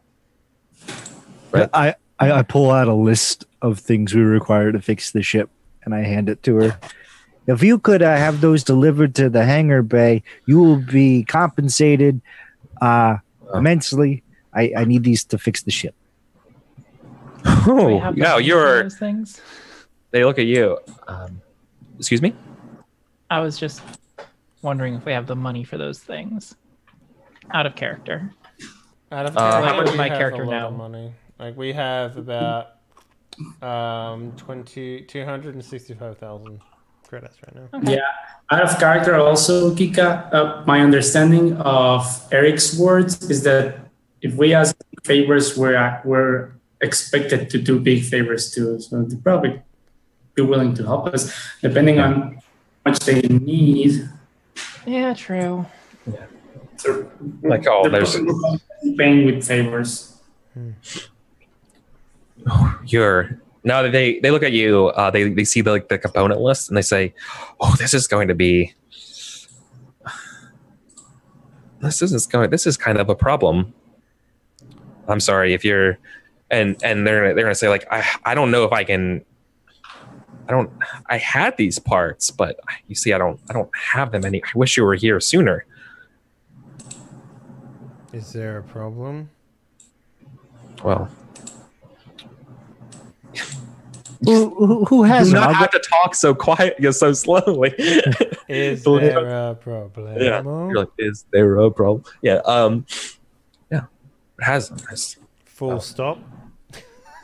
They would be in the parts of the city that are taken. There's nothing, and by then it's the explosions and. I look at Logan.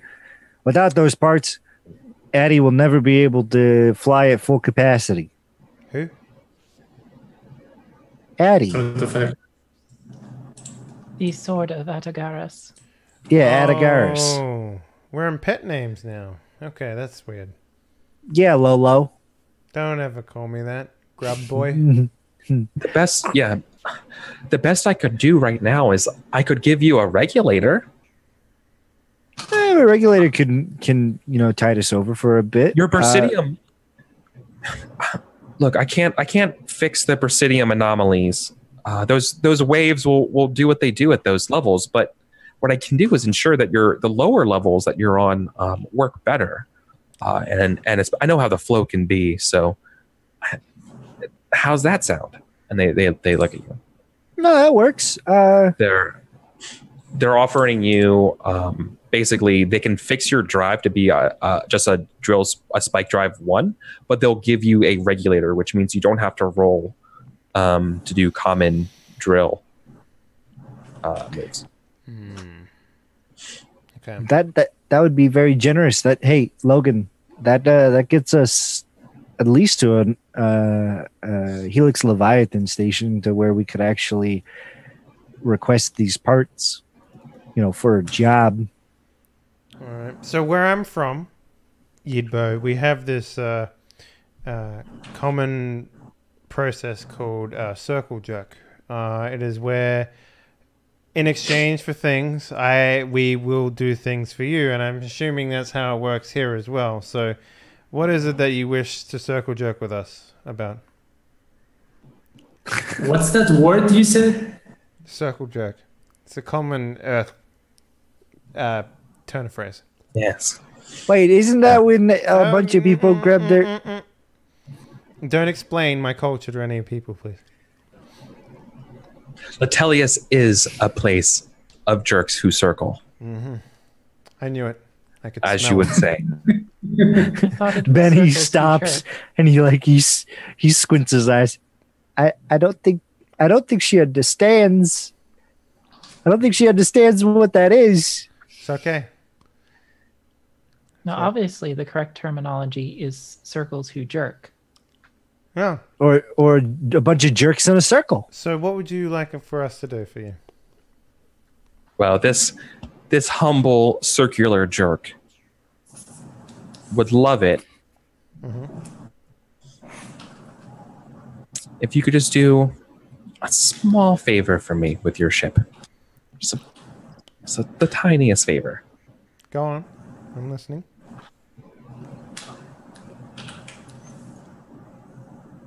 I need you to fly out into the older part of the city, and I just need you to turn on a couple things that got turned off during the escape. Okay. What are we expecting to find out there? Why isn't this something that can be done easily?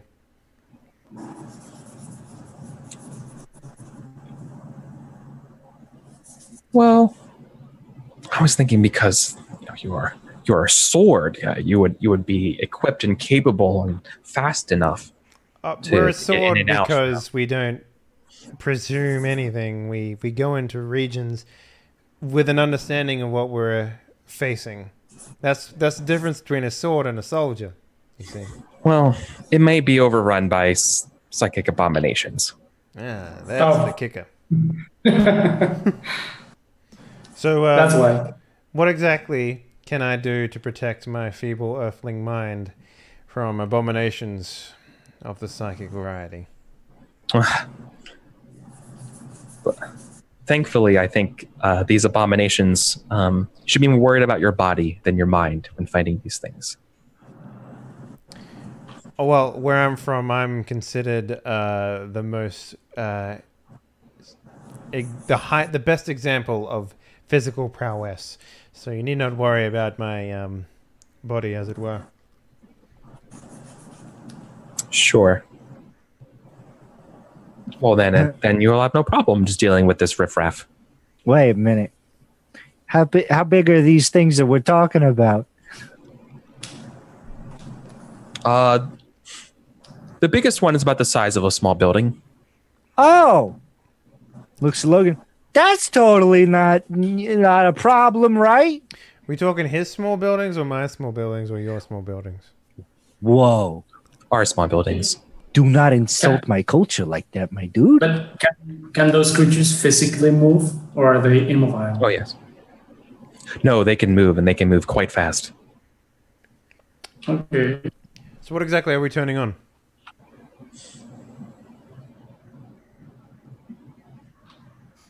You don't. Want to know? Oh, no, please, I do. You don't want.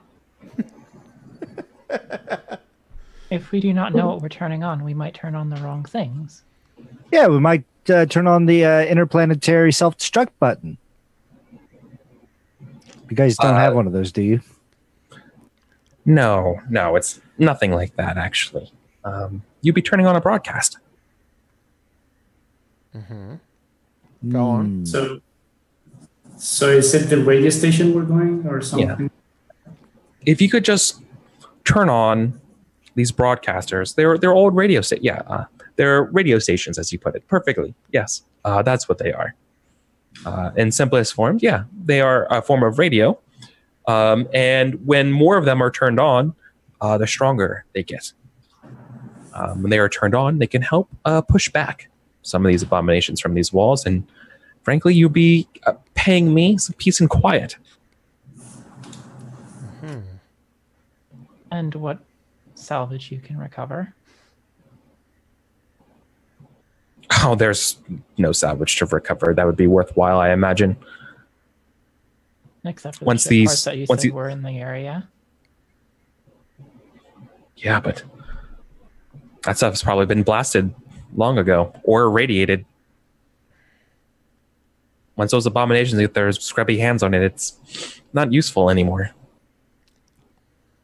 Well, you let me be the judge of that. I can find the use in the useless. He's the best circle jerk right now.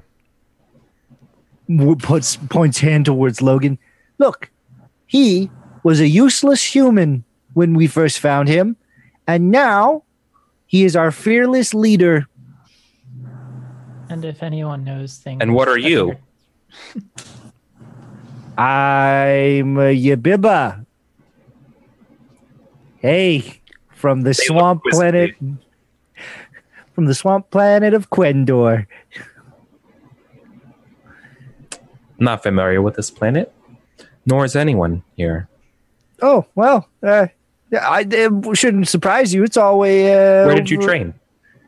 I trained in the Holy Cathedral of starts looking for letters.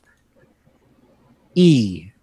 Yeah, can you try to lie to them? Can I help and say that he trained in one of my species cathedrals as like Yeah, an you could totally try to help the lie. student?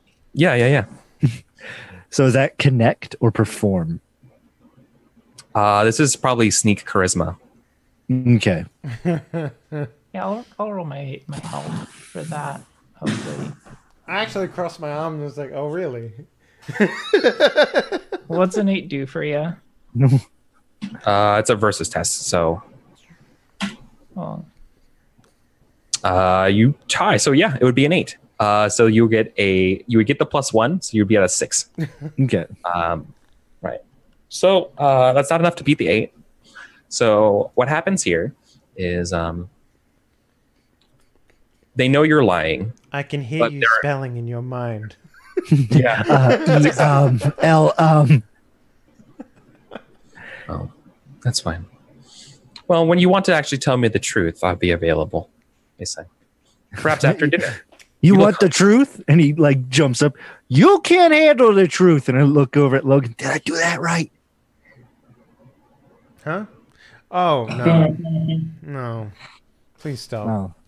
Damn. Perhaps I was mistaken asking you all for help. If you want, I could refill your ship and you could be on your way. Oh no, we'll help. Yeah, no. We love fighting giant monsters.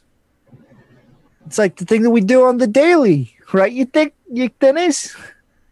you're right, he's not good at lying at all.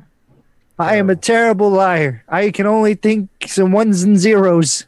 I would like to remind you all that we strongly believe in reciprocity. Lying to us would only beget lies.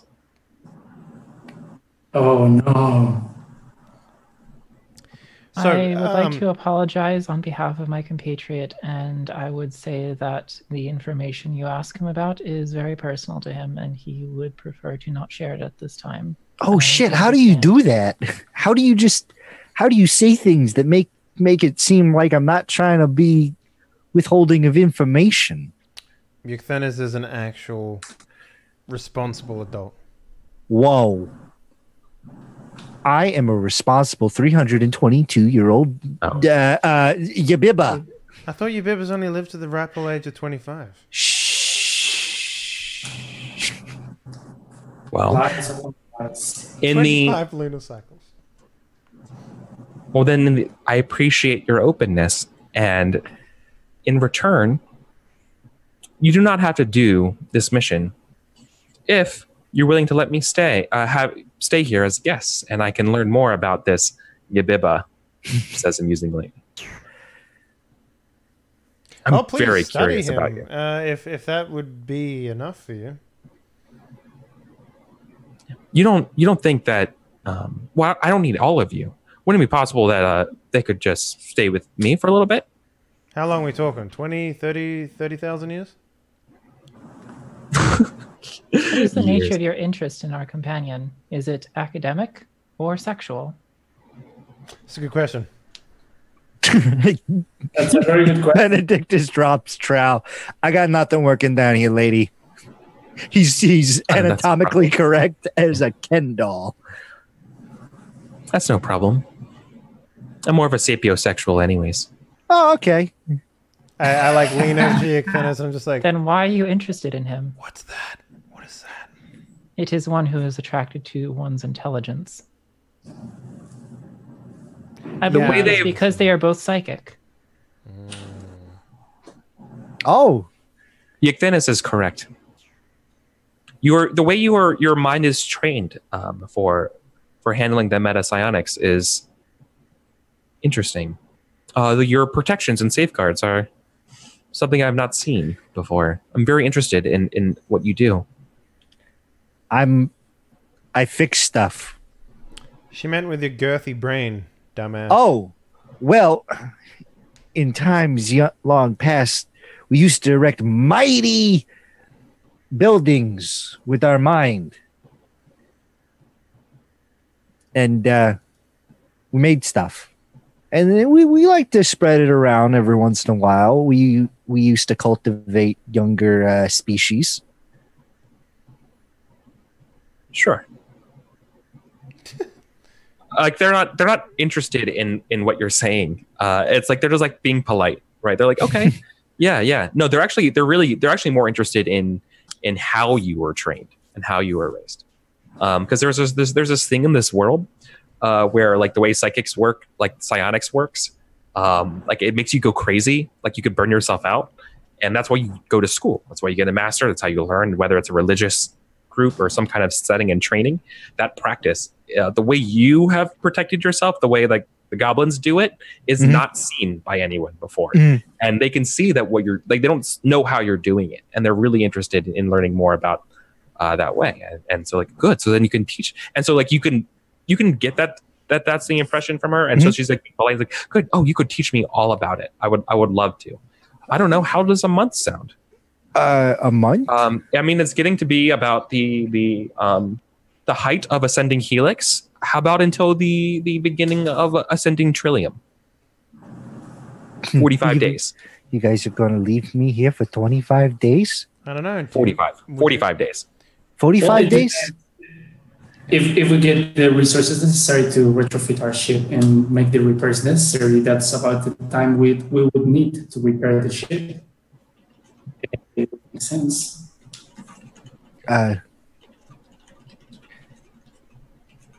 Okay. All right.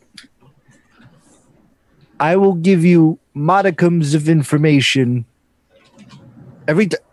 how about this? Every time we get something fixed on our ship, and every time you help us, I will give you a fact about the Yabibas. A fact of my choosing, please. A fact of your choosing. This is some pro circle jerking right here. Yeah. I feel like we're getting into a haggle. Okay. Ictinus just says, may our union be blessed and purely mathematical. Amen. Yeah. Is that cool? Yeah. I don't see haggle. Oh, trade. Yeah, trade. Would this be charisma, intelligence? Trade wisdom? charisma. Yeah. Okay. This is probably, I was going to say an 8. Cool. So, Okay. yeah, this seems fair. All right. You could be very valuable here. All right, guys. Ask her what she needs so she can ask me the facts. So so you agreed you're going to be here for 45 days, right? Yeah. Okay.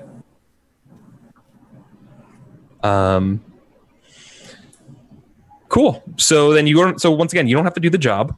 But now you get to hang out here for 45 days. Wonderful. I can yeah. program. So your ship is going to get repaired, right? Yeah. So here's what they want to know, right? And here's what I know. There's going to be some rubs with you, Benny. they know that you're just like, they know from earlier on the failure to lie. You're not a Yabiba, right? Yabiba. Right. So they want to know, like, what are you and how you learn to train. Like, how are you psychic? How are you controlling your psychic powers? I look at her. You are sworn to secrecy. What I tell you cannot circulate. Yeah. I'm a Ziamedian. I don't have a lot of friends here. Oh, good. Wonderful. Neither do I. They raised her eyebrow and they go, Ziamedian? Yes. Does everyone know what a Ziamedian is in this world, more or less? Or are they just kind of like forerunners? I imagine they're almost like the Loch Ness Monster, right? Yeah, they're like the ancient city that like died out because of the screen. The Atlantis kind of thing. Yeah. Yeah, Atlantis is a great example. Yeah. Hold on. The home planet, the Foundry, is very much like the hidden city of Atlantis. Yeah. So, it's like that can't be. The Foundry was annihilated, along with all Ziamedians. Yeah, well, there's a lot of stuff that you can miss when you're locked inside of a sarcophagus. Yeah, like I think if you tell them that, like you can feel their like psychic guards go up. They're like, how are you not like they think that you're part of the anomaly. Like as soon as you say that, because they're like I need to know right now. Like, they're gonna look at you and be like, you're not part of the anomaly. No.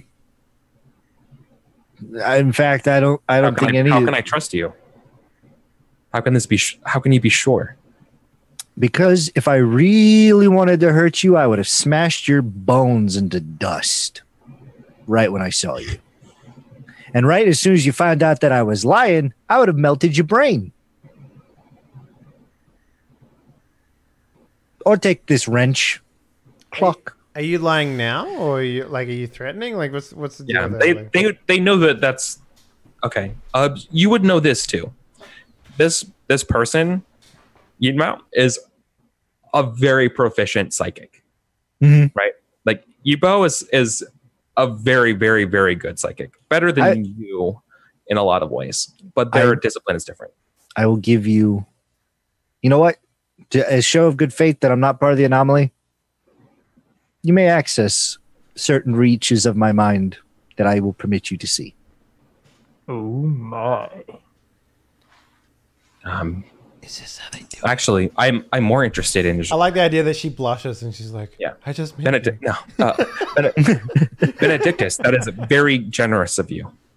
But if I may ask, I am much more interested in that companion of yours and your sarcophagus for analysis. You mean the VI companion? Yeah. I take Dee Dee and I hold her close. Sorry, that's a Ziamedian secret. I can tell you exactly, I guess the basic makeup of the sarcophagus and the dodecadrones, but letting you take her apart and fiddle around with her? Absolutely not. These are the last things of home that I have left. I don't even know where the Foundry went off to. She shows you like you're like a ruined manor, right? That's been kind of like fortified up to be a military base right now. Like an apartment store kind of, right? Like a level of just a size inside this mall. Look around. This is the last that we have. I'm no strangers to the last of anything. I know that feeling incredibly well. But the problem is, if you not let go of the past, you'll never move forward. I can help you move forward. The answers to the future are within the events of the past. If you do not learn from your past, you'll never be prepared for your future. You sound like my friends in the Cabal. who are afraid of new ideas and new technology and what that can mean. Well, Recycle, renew. Why only look to the old and save what's there when we can create what's new? Because Saddens me. Because the power that is contained in both the sarcophagus and the dodecadrone aren't really ready to see the surface again. There is too much. In the wrong hands, they can be extremely dangerous. In the right hands, they can be controlled and used for daily functions.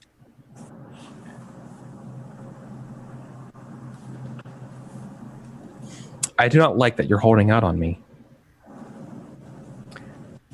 I've given you so much. We're repairing your ship, giving you a place to stay and eat comfortably. You're basically asking me to take my friend that I've known since birth and allow you to examine her and take her apart. How about I take your best friend and, cut them open and, vivisect them? It's just a machine. It's more than a machine. She has a soul. It's bits. It's more than that. Doesn't even have a quantum core. She is the last remnant of Alay. Cities of angels.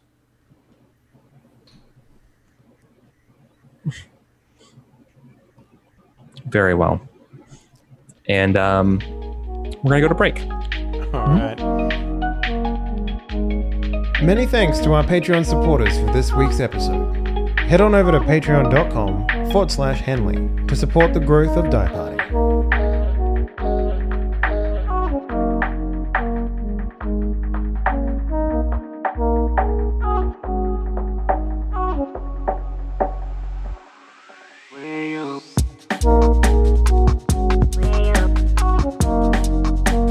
Right. So everyone who's keeping track at home about how much time has passed, 4 days have gone by now. As you've been on the planet, just hanging out. And some Nintendo, how it Yeah. is. So you're literally halfway through the year. It is the beginning of descending helix. Question. Yeah. What's up? Would they have had time to program during this? Well, I think the ship's No, offline, because the right? ship's being repaired. Yeah. Okay. Okay. that makes Unfortunately. Yeah, so you can't do anything until the ship's getting repaired. The ship still needs a couple more days. And sorry, it's not quite descending helix. Let me do a quick explanation. There is a middle ground because there's seasons, right? Like there's helix, there's trillium, oleander, and vertigus, right? Each of those is a chunk of 90 days. So the way that works is that there's basically more or less 45-ish days in each ascending and descending. But that middle area is kind of like a holiday time because that's sort of the highest point of the season. And so that's what you're entering right now. You're entering sort of the holiday point of time, which is just it's the time of high. Typically, it's a nice festival, but they don't really celebrate anything here on Latelius. They don't really give a shit. They're a little too busy to do anything like that. Yeah. So I wanted to ask you: is there typically a time for doing art? A time of doing just being creative, movies, fashion, painting, drawing? And I wanted to ask you guys during this time if you guys would have partaken in it, sort of anything. And if it is, what do you do? Fashion, baby. Art, but more sense like that art that you get when you weld a bunch of stuff together to make a bunch of nuts and bolts. I would roll Impressionist cigars. sculpture? Yes.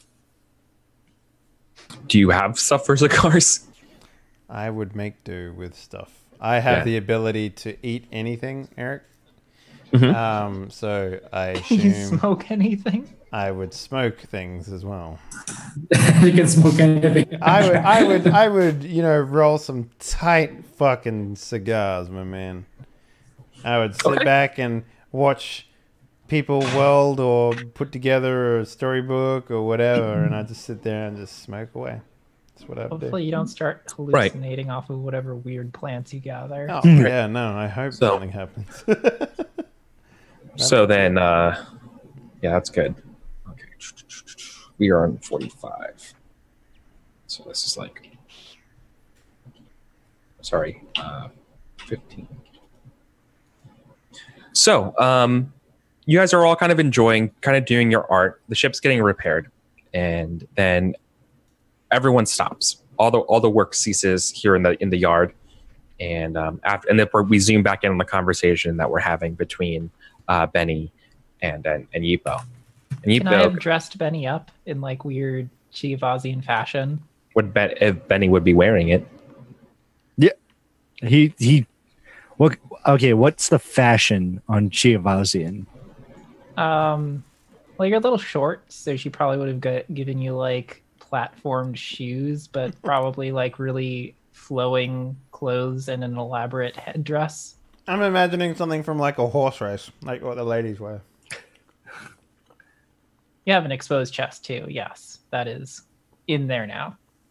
Also, there's like a knife embedded in the shirt for easy access. It's like a knife that's also a brooch. Oh, hey, this is really neat.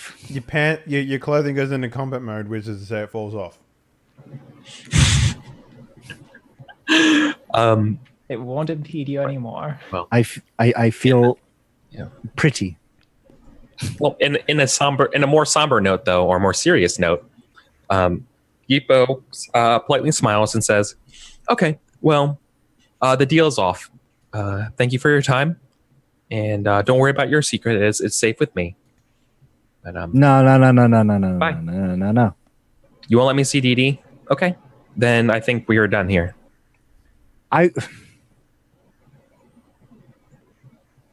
Look, you got to understand. This is like, what do you believe in? I believe in the only way to move forward is to give up some of the past. The sanctity of the past is holding us back from true progress. Do you have no religion or anything here? You mean the religion that died along with the scream? But that had no protection for us. It offered us nothing. Once again, another thing that is best left buried, left radioactive now. Look, this is like the only parts that were worthwhile are the incantations that protect our brains as we learn and hone our mental skills. And I hop down, I take off the platform shoes so I can feel the feet beneath my talons, my little claws. I'll let you see the sarcophagus, but no DD. That will not do. I would like to see your companion. I would like to see your companion more than I'd like to see your sarcophagus. The sarcophagus has a full, hollow suite, life systems. They can run they can run for hundreds and hundreds of years just off of backup power alone. Look around. In all of the glory that we were able to protect and keep safe here, we were unable to get VIs and new intelligences to work in this area. And it's just they don't take. Existing ones are fine, mind you. Perhaps there's a secret that Dee Dee has that could help us understand why. Could be a key to unlocking, saving this planet. All right, look. Back on the Foundry, I was part of the House of Invention,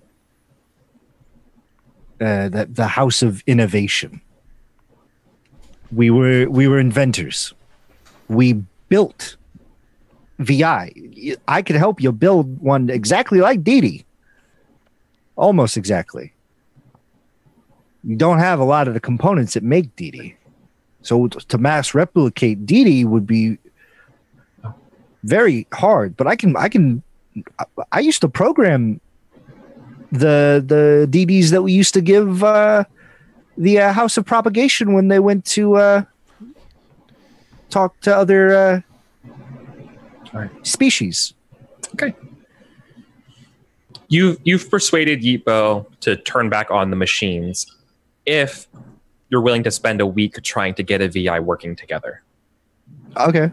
That doesn't involve working and looking at DD. Yep. Okay. Cool. So this is going to be so Yipo is going to help you here with a +1, but you're going to need to try to fix a DC 14 test on basically like this is sort of like the week-long montage of you guys getting the parts wherever you can, everything you can in the workshop, because you're in a TL5 planet, like even though like everything but you're trying to fabricate whatever you can and get things working. But like I said, it's basically impossible to get a VI working here.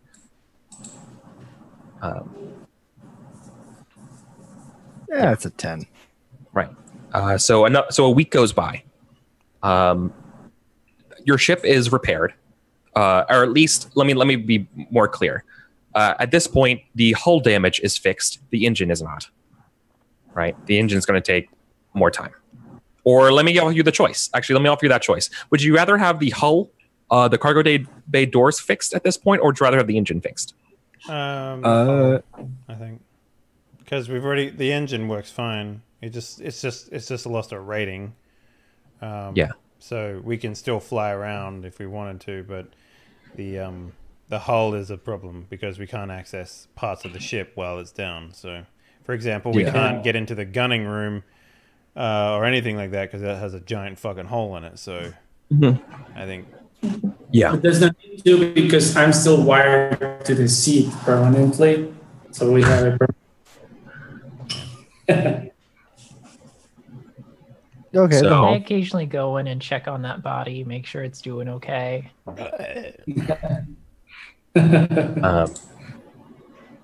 Okay. So it fails, right? And this is the part where Yipo says, "See, I told you. It does not work here.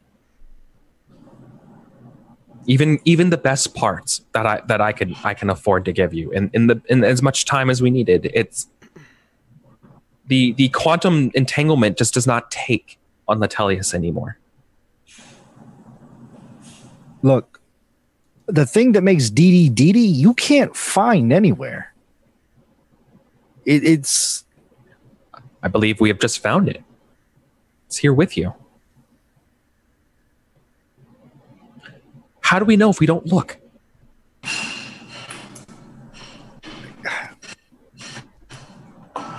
No. We've Turn had off the shit. Turn off the machines. Now, you are not going to insult me one more time by asking me to take apart DD. I will take a wrench to every single one of those towers and I will dismantle them and let the creatures come and eat you and devour this thing. This is, and he takes DD and he puts it into a bag. You know, this is like my child. I'm not letting you take apart my child. If you want the tech that DD's made out of, go find the foundry. Maybe you'll survive. Other Very than well. that, you ain't you're not taking DD. Very well. Well, thank you for your time. It was nice to meet you. Enjoy your trip, and I will be sure to bill the Sword of Atagaris for the repairs. Mm-hmm. Right. Cool. All right. So everyone hears there's a huge like halt of business, and you hear there's an argument going on. At least I imagine you're talking. While it's telepathic on one side, you're probably Benny's yelling. Yeah. Right. Like you're not disassembling my daughter, kind of. You know what I mean? Like you totally hear. Like everyone kind of hears that, right? And it reaches a boiling point, and it seems like that's going to be it. Obviously, everyone heard this thing. What do you do? Sorry, it depends. What is the sword or not everyone but use it because you just had the thing. I want to see. I want to hear the response from the crew or everyone else. What's going on? Right. I guess it depends on the bill. How much are we gonna get billed for this? Do we know? Yeah, the hull repairs are going to cost $150,000. And all we have to do is go kill some stuff in exchange? No, that's off the table. No, they're they're insulted, or at least things are heated. They don't want to work with you anymore. I'm gonna go soothe whatever's happening and trying to negotiate a better price because that is ridiculous. You're not really. Okay, but it would be very difficult, right? Sure. What would you say the difficulty would be? Well, the difficulty is that this deal has been broken off, and so the idea of trying to like come back and work with them. Mm-hmm. Oh, it's not work with them; it's negotiate on this cost, right? More than anything.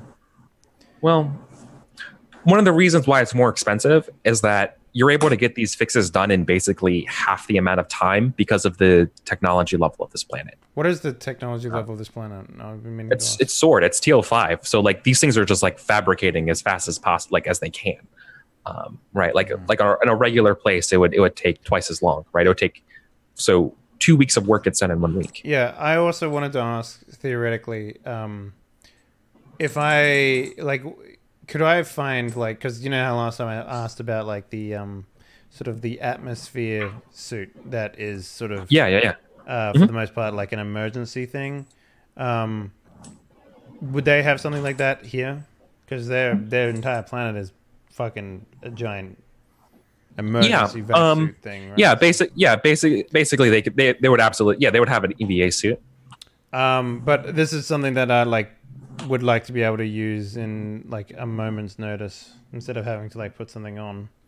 And I was wondering if that's even a thing that exists, or is that too far out of the reach? No, that could definitely be made to order here, but that would have to be made to order. Okay, I'd be willing to do that. I'd rather not die in space. Right.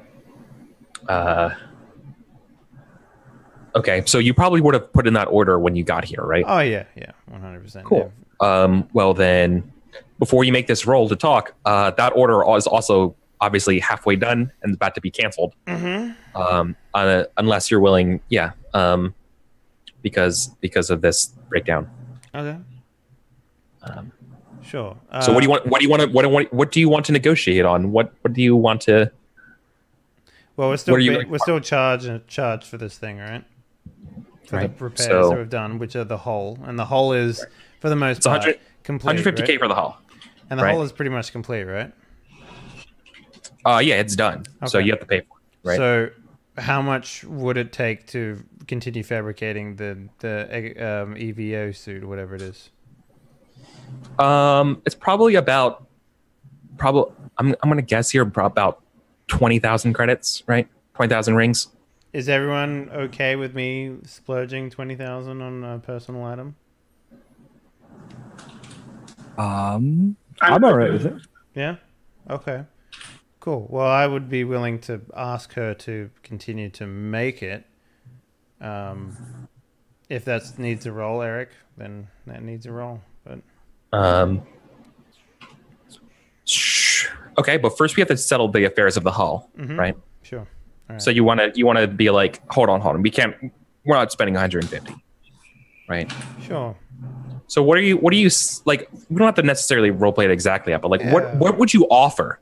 What would you offer instead? Being like this was kind of worth 150, right? Like this is not a. Oh no, a fair... I wouldn't necessarily want to like if that's what it's worth, that's what it's worth. But at the same time, like I want to make sure that our relationship isn't soured because of Benedict is not. You want to leave and you want to be amicable. Yeah, exactly. Like this place seems like TL5 repair station could be useful in the future. Rather not shit the bed a little bit, Right. Okay. So then that's probably not a trade roll. That's probably more like some kind of talk roll, right? Talk? Yeah. Right. To be like, sorry, it's cool. Sorry. Is everything cool? We're okay. Yeah. Yeah. No. I mean, there's other things that a sword can do to help their position rather than, fabricating en masse VI. So clearly there's something that we can potentially keep an eye out for that they might be willing to purchase in the future. For example, is something that I would approach them with, tit for tat, jerk for jerk. You know how it is. Can I help on this? What was that? Can I help on this by mostly apologizing for Benedictus and pointing out that he sort of is of the past himself and is not used to our newfangled system ways? He's a relic of the past. Yes. Okay. Benedictus blinks over. You're a relic of the past. Blinks away. No, I'm just kidding. Right. So you're gonna roll to see like you have something to offer them.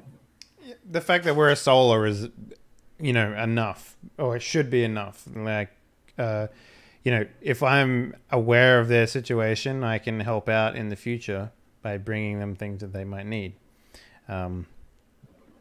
Right. They could call on you. Yeah. Yeah. Yeah. Let's make a talk roll for that. Right. That's a 6.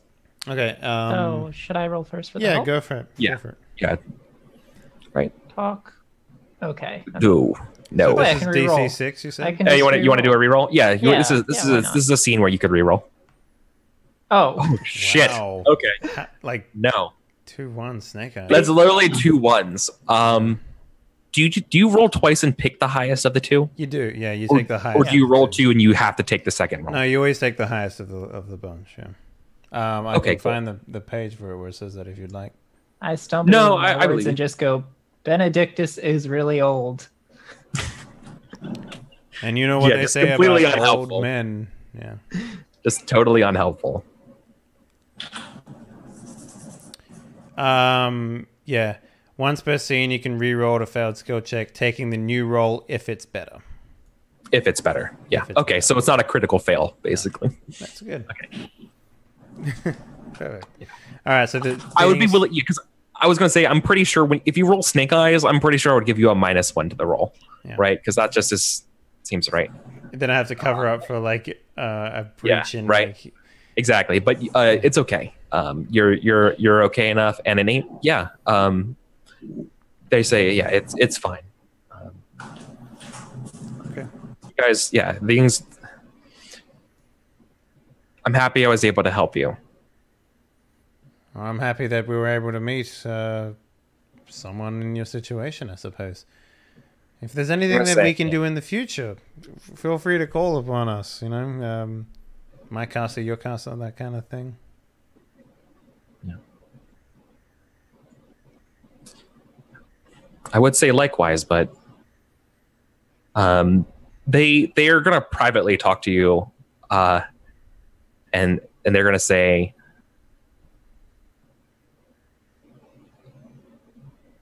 I know what you did last summer. No. Be careful with that one. The one known as Benny. Yeah, he does eat a lot of Pop-Tarts. I agree with you. No.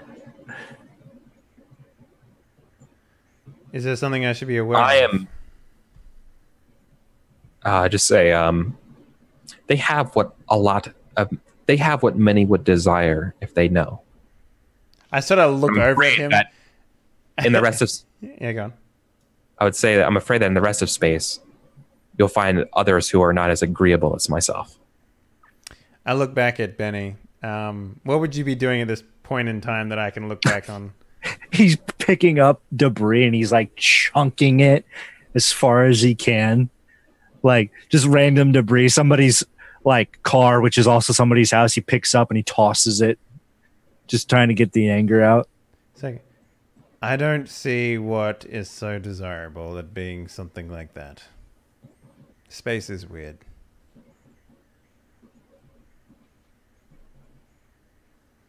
I turn back to Logan. Are we done here? Can we leave this rock? These radioactive monsters. Yeah, Eric, tell me about this space suit Yeah. that I ordered. What's the deal with that? How would you like to roll this? Basically, if you're exposed to like hard vacuum or like anything that I don't know, I think it's set to be hard vacuum. Yeah, hard vacuum. Right. If you're exposed to hard vacuum, it basically will cover you, like an EVA suit. Okay, perfect. It's just like, is it like a thin membrane? Like, what did we decide on? Yeah, no, it's a thin nanomembrane that will just cover you. Okay, cool. And what's the deal with it tearing and stuff like that? Like if I get shot while wearing it? Yeah, if you're shot, you're fucked, right? Okay. Does it like repair itself some magical? No. Okay. All right. Well, I'll write that down on my sheet then. Good to know. Thank you, Eric. Yeah. I will put down nanowave membrane in my armor. Yeah. So that's cool. But yeah. Okay, so you are 22 out of 30. So your ship's physically repaired. The engine is still hurt. You technically still need to take the ship to Helix for basically more repairs. Yeah. For like wear and tear maintenance. Yeah.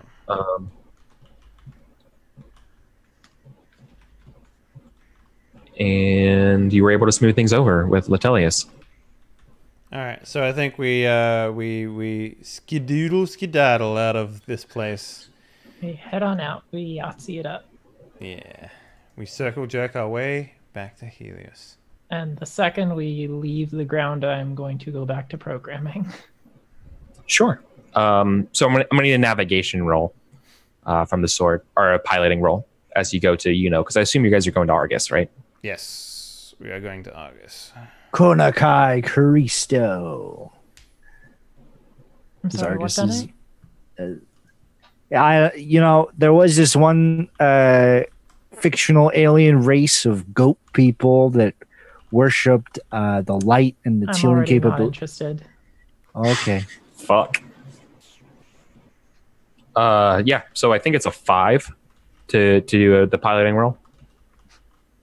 It's normally a 7, but because the things are fresh and new, it's a 5. Yeah. Okay. I'm rolling. We got it just fine. Yeah. So you enter the flux just fine, going to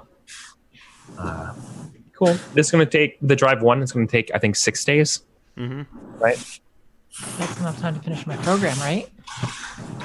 Yeah. I mean, even if you don't roll, it would be finished. Yeah. But no, you should probably roll the first one because, yeah, just roll. The Make fix. sure I don't explode. Yeah. Hey, yeah. Cool. So once you get back in there, yeah, you're able to finish it. You boot it up again and finish. Like you've been sitting on that last like part of the pseudocode, ready to like enter it as soon as you're in. Weeks. Yeah. Exactly. You're like, oh, perfect. So you're able to do it. Immediately use it. Cool. So, yeah, you want to immediately use it? Yes. Okay.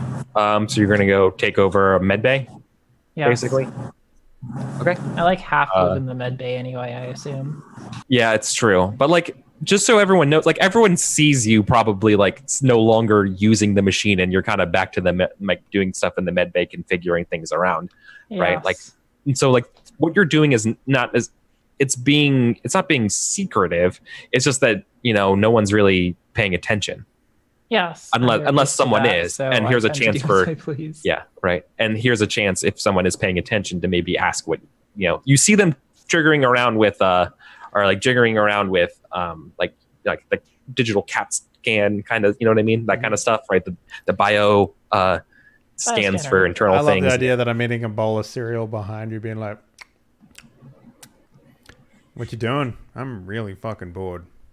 I have completed a new program for the bioscanner, and I intend to test it. Ooh, can I be the test? No. Why not? Because it would not work for you. You've never seen inside me. You've never asked. I sort of like, like I got like a spoonful of like Cheerios or whatever the fucking space food is, and I just kind of like slips Cheerios. out of my spoon. I sort of look around, and was like, Honey Smacks.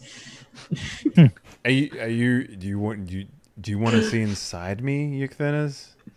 I turn around and place two of my hands on his face again and stare at him. Is this a knife thing?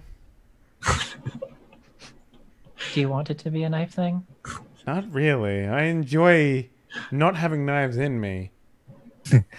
That is very understandable. The prospect of you seeing inside me with technology is different. Unless there's another way for you to see inside me that I'm unaware of. At that moment, Benny blinks in. Hey, has anyone seen my... We're having a tender moment here, Benny. Go away. Are you guys gonna bone? No, she's just going to look inside me. It's different. I am technically a group. Oh, I'm sorry. Are y'all gonna bone? I do not have bones. Oh, right. And he goes over and he picks up your soldering iron. Somebody took my soldering iron, so I'm gonna borrow yours. And he blinks out. That was his soldering iron. Yeah, I do that too sometimes. It's fun. So anyway, you're going to run a train on me? Like, what's happening here? No, this will not actually work for you. It was programmed specifically for... I like the idea that you're still holding me. Yes, like... I am still holding you. Yeah. This was specifically programmed for verifying something with my own... Beard? Self. Oh. Yeah, that, are you going to scan yourself? Oh, do I get to see inside you? If you would like. All right. Fuck it. I'll do anything once. Okay. Well, I guess then you're assisting. Yeah, do you even know what you're doing? Scalpel. I give myself a scalpel. You do not need a scalpel. I know. Scrub I up. Always wanted to say that. It is very fun to say. It is, isn't it? Doctor? Scalpel. Scalpel. Doctor? Yeah, during this process, you'll refer to me as Dr. Sexy, and that is the only thing that I will take. Very well, Dr. Sexy. Thank you. Now, how do we do this operation? You push that button.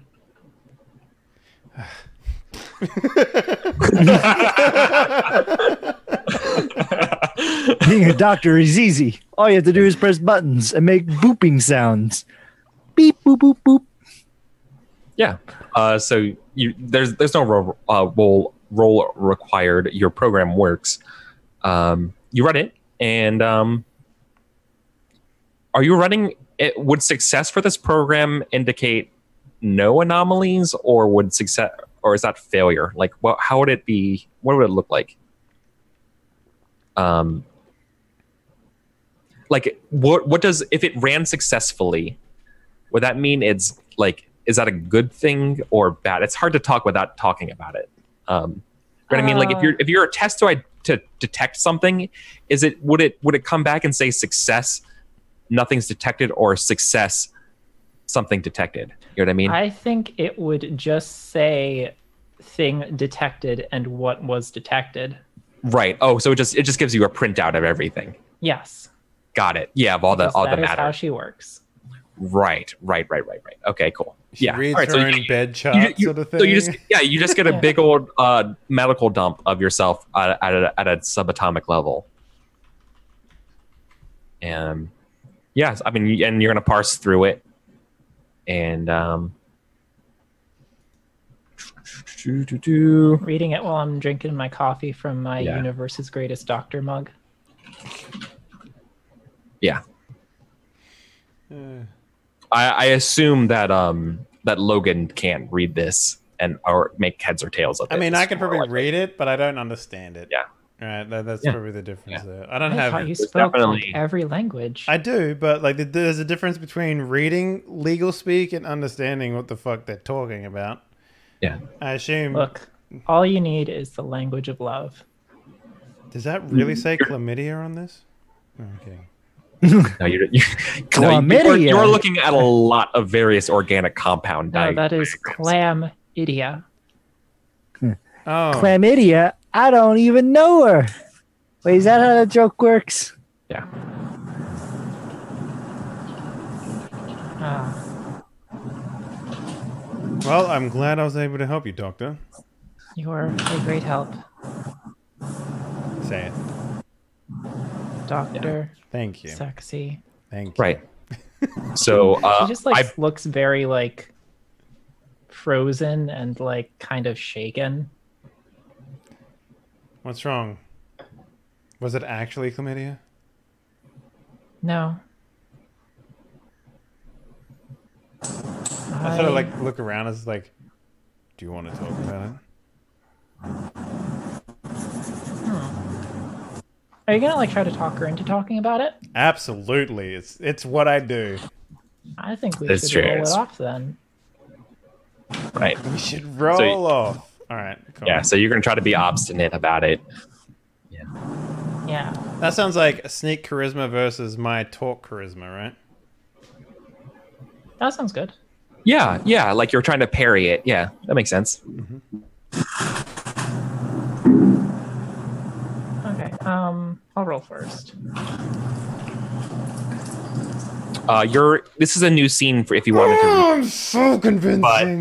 That's pretty. That's pretty tough. I can't actually beat a 13.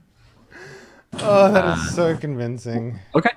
Damn. You are so yeah. What does it kind of look like when you are very convincing, right? Hand on the shoulder, and I just look up at them, and I'm like, "Come on." You're like wearing, and like you're once again, you're like, come on, doctor, like, come on, you know, Yeah. And you're just wearing the scrubs. I'm wearing like the face mask, and I got like the little hat on, and I Yeah, got, that's what I'm saying. The green scrubs uniform. I got my hands up like this, and I'm just like, Yeah. Doctor, be real with me, Doctor. Yeah. Give it to me straight, Doctor. Yeah. Well, just because you've bothered to follow proper safety medical procedures. And then I like scratch my neck with one hand and put it back up.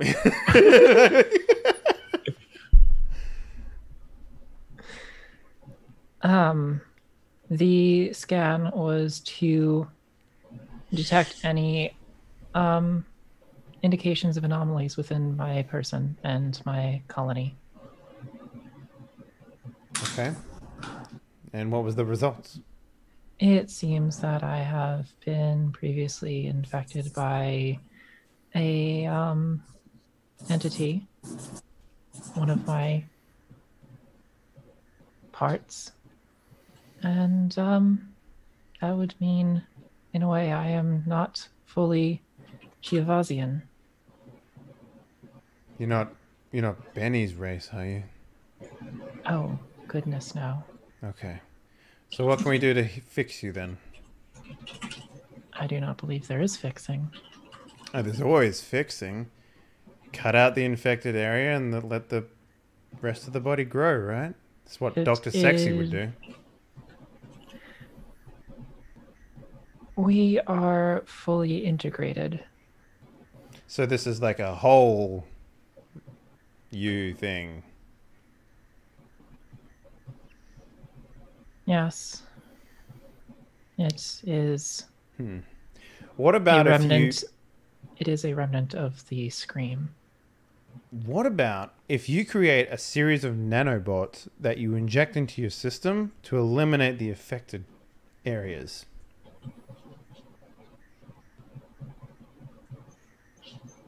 You do realize if we removed parts of ourselves, we would no longer be the same whole. Listen, if there's one thing I know about spirituality, and believe me, I know an awful lot, considering that's pretty much everything that is to be human, it doesn't matter what you turn into because you're still going to be who you are. Would you still be who you were if one removed a portion of your brain? Let me tell you something. Every 10 years, a human will be completely different from the previous 10 years. There is a market difference here. What are we talking about? Like, what, you're going to be a different personality? I'm not even sure what this fully means, so I could not even begin to comprehend what it would mean to remove it or even how to begin.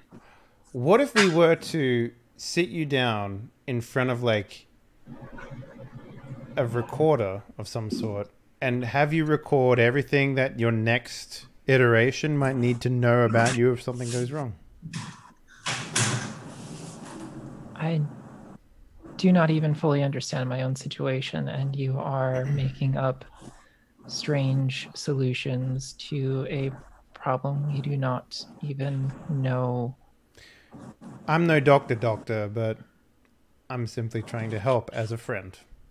Doctor. You're making us more nervous. This is... She just leaves. I sort of stand in the room with my hands up in the air and I'm just like, I wonder if I have space AIDS or something like that. I never actually checked. Spades? Spades. And then I also leave.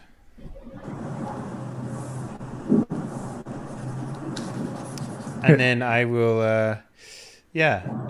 later on, a couple hours pass, I will bring because I imagine I don't have a lot of, like, stuff from Earth, but I imagine that there is, like, some sort of, like, first encounter package, Eric, for when you meet, like, another alien, and I imagine within that package is, like, some sort of, like, Earth,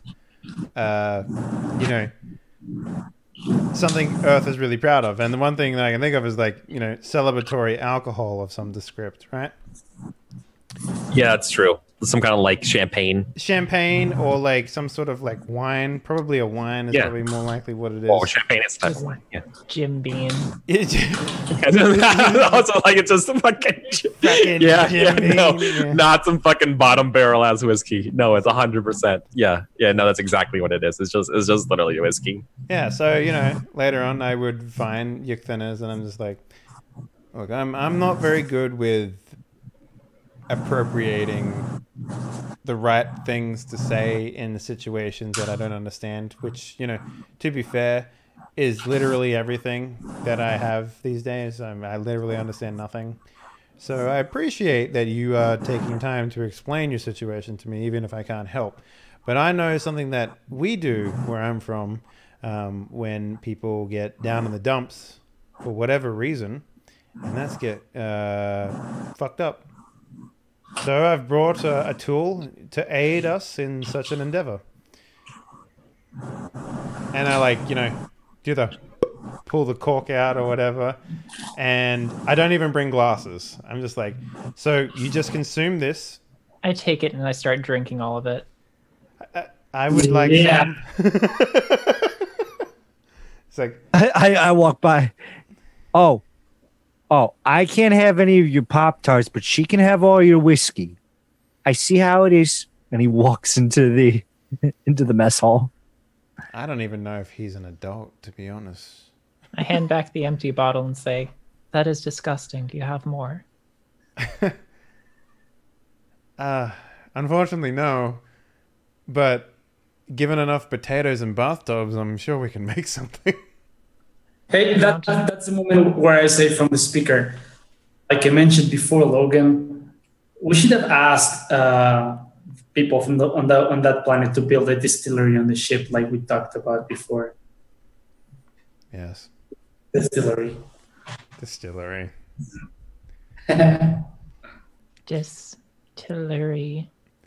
Oh, I'm glad it's working on you, whatever it is that this is. It is alcohol. Yes. Good stuff, too. Type of stuff that'll put hair on your chest. That's a likable We are trait not in your thinness, that's right. We are not capable of growing hair. Oh, wouldn't that just be dandy if you could, though? You could Why? make a raft out of it. I'm very confused. You know, you use it to lasso turtles together, like the great hero. Pirate hero from my planet. Is this that Tom Hanks again? No, this is the Jack Sparrow. Ah, It's different, but the same. He didn't exist. Johnny Depp was a figment of your imagination. As he walks back into his room. I closed the door. We should really get anti-teleporting technology on this ship. It'd make our lives a lot easier. So, You know what the best anti-teleportation technology is? a box that we put him in forever. But then he could teleport out. Not if he's on the Not bottom when he of the blinks ocean. in. Not if it's made out of lead. I throw things at him. Ah! So, what is your decision? Have you come up with one? Do you know what you're going to be doing? I am going to sit down right here. Do you want a bucket? Why? Well, human beings excrete from 3 orifices. And generally after enough consumption of alcohol... She vomits on your shoes. that happens, yes. Is it like a silent vomit? You just open your mouth and just... Yep. She's like standing fully upright at you, and it's just like the I'm trajectory. sitting at this point. Oh. Do you like hunch over, or do you just I like just sorta, stand like- upright, No, I open your just go, mouth, like- and just go? I just like bend my head forward and wah. Yeah. Betty teleports in. Hey, oh, bye. Hey, take a look at my new camera. Oh, Never mind. never mind. I don't want to know what you guys are doing. We are having a party. Wait, you're having a party and you didn't invite me? Exactly. It's a pity party. It's a little different. Oh, I, you know, and I walk over to you, Dennis. I feel what you're feeling. I like reach one hand back and like grab him from like the back of the head and pull him close and say, "Bring Glavazian pops." Oh, you got it. And he blinks out and he comes back with like the requested item. Oh, this is gonna be great. Hey, Logan, should we let him? Logan, take some of this. So what is this? Give me an idea. It probably imagine something that tastes really good and really awful at the same time, and it gets you a little fucked up. It's like dropping Molly. Oh, I see. So it's like a century egg, but for alcohol. What? You've never had a century egg before? It's fucking nasty, but at the same time, you can see why people like to eat them. What is that? Century egg is an egg that's been left for a century. God.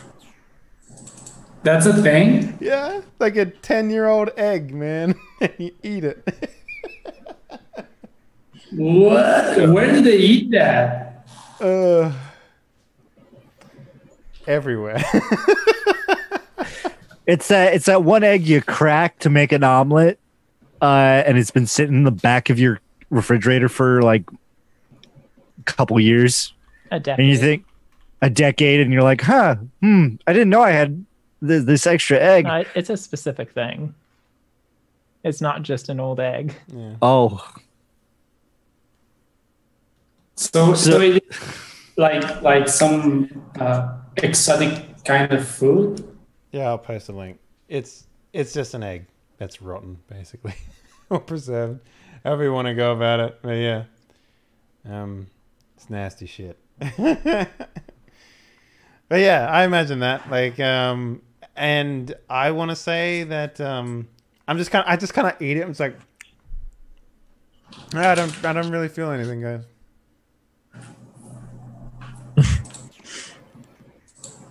You will. Logan can eat anything, but that doesn't mean that it tastes, does it?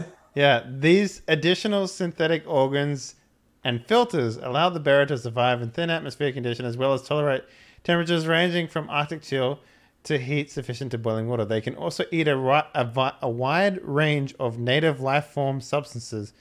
No normal plant biology is ever considered inadmissible from consumption. Whether that means I still get fucked up on it is completely up to the GM, I suppose. Well, you do get drunk. Yeah. I like the idea that I eat it. I'm just kind of just like Benny's like over in the corner. He has like 4 or 5 empty popsicle sticks, and he's just lying on the ground. What the heck? Oh, Logan! You know, We're moving through space. Benny, I've always wanted to throw you. Can I throw you? Yeah. I pick him up and I toss him like a football across the room. It's like, And you can just like catch him, and then we just start playing catch with him. yep, done, easy.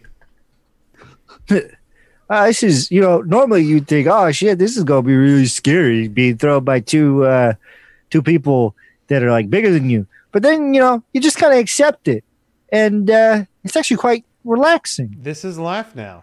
This is what life. I do now. But yeah, that's pretty much how we spend our time, I guess. Having a pity party for Yekthenis. So That's a good use of time. And then you guys arrive at Argus, right? The de facto capital of the local solar.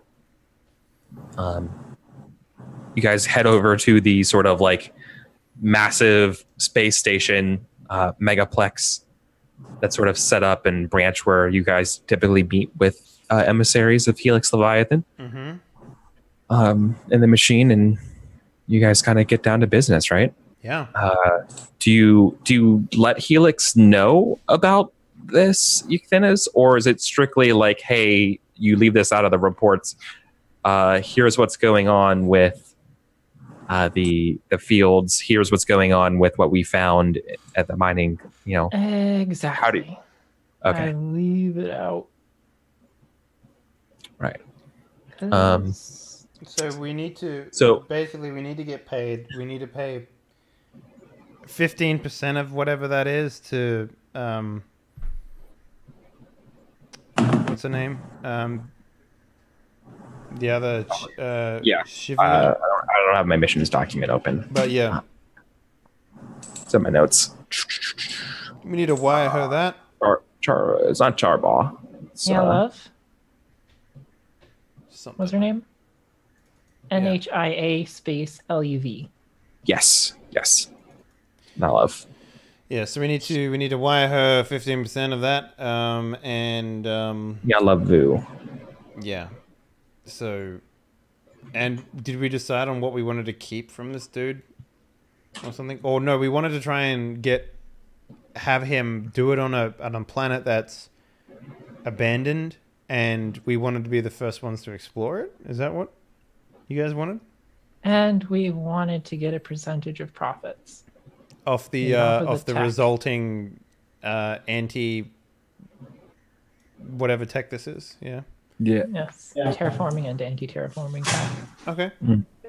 The suppressors. Yeah. So that's what we bring to them, Eric. I guess all that stuff. Yeah. Helix Leviathan very calmly says, "I will give you $500,000, and I won't ask any questions about why Yecthinis's heart rate seems to be constantly elevated." Oh, she had. I know this wasn't above board, but I appreciate what you did nonetheless. Right? Basically, they're saying I will look the other way if you do this money. No residuals. All right. And what about the exploration? Being able to explore whatever the planet they make of this. They give you guarantees they're not going to make the planet. Actually. Okay. I just sort of look around. Is it suitable, guys? Is everyone cool with this? They basically tell you there's too much data in the planet to like look over to truly like completely analyze. There's too many factors and patterns for maybe that the level 2 anomaly, the sword class 2 anomaly could exist in this thing, and they don't want to perpetuate it, right? So they're like, we're just going to lock it down and implement countermeasures for any of this sort of process and give it to all the planets. Okay. In fact, they would be willing to pay you. Because they know that they won't give you residuals. They'll give you 500,000, but they will pay you if you deliver it for them to Huzabet, down to the Saren system, or like any other system. Basically, they'll bring you a prototype to give to the first group, right? And for delivering it, they'll give you a nominal fee, right? This is on top of the $500,000. Yeah, right. Basically, you're going to also be the delivery person for the first piece. Do we get paid the $500,000 before we leave? Yeah, totally. For finding this, yeah, they'll pay the $500,000 now. Okay, I'm okay with that if everyone else is. Okay. Yeah, I think it works. Yeah. They'll pay you right now. They'll pay you. They'll be willing to pay you $250,000 if you leave now and bring the So or I guess $750,000. Wait around a little bit. Yeah, like wait around a little bit. They will pay you get your ship refueled. Get your ship like repaired, so like 2 weeks, and that would take about 2 weeks to develop the countermeasure, and then go ahead and send it away if you want. Okay, that works for me. Yeah, like during the downtime, I'm going to have to generate some more missions and see what happens to these missions that were left on the board, as well as like do another faction turn. Yeah. So maybe we'll do that like in the middle of the week next week. Okay. Where you make the choice of whether or not you want to continue here or not. Like if you want to continue and do that mission, or if there's something else that's high priority or more lucrative that you actually want to jump on. Yeah. Right? Okay. So that means we just add the 500,000 to the current costs.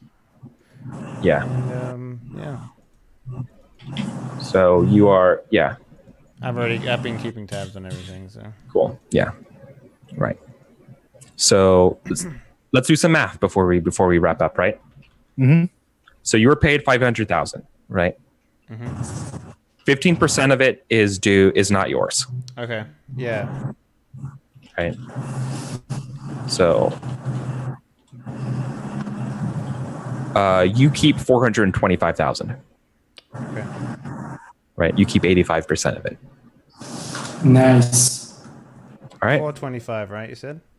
Yeah. Right. 0.85 times 500. So we're at 52,000, 520,000. Yeah. With the 150,000 and then 20,000 taken off as well. Yeah. Now you also have to prepare your ship. Right. So your ship is shipped ready, as in maintenance is taken care of.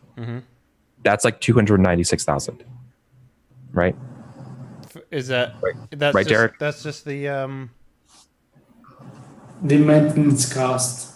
Yeah, it's the maintenance cost you pay every 6 months. Okay, so 296, you said? Yeah. Okay, so that leaves us at 224. And that's it? That's all the other costs? Okay. Yep. Does that cover the repair of the hyperdrive? No, but Helix will throw in the repair to the hyperdrive with the cost of the maintenance. Okay. So we're at, as an additional like thank you. Mm-hmm. So we started the session at 265,000, and now we're down. Yeah, Helix. 224. Yeah, Helix throws it in as a pro for as a gratis for not giving this tech to Letelius. Okay. Yeah, for sure. You can count on us. We didn't even mention it to them. Good. They can't be trusted. Which of these people? Sorry. Letelius, the dugong. Oh right, yeah. They think. I think while you're here with Sword Helix, they're going to say keep a lookout for any plans from Oleander or Allure. For some reason, Helix thinks that Oleander or Allure is up to something, right? Okay. Like they have some sort of plan. They have some sort of goal for that's going to happen here, and they're trying to figure out what. And it's a matter of smoke and mirrors, see what things are going on.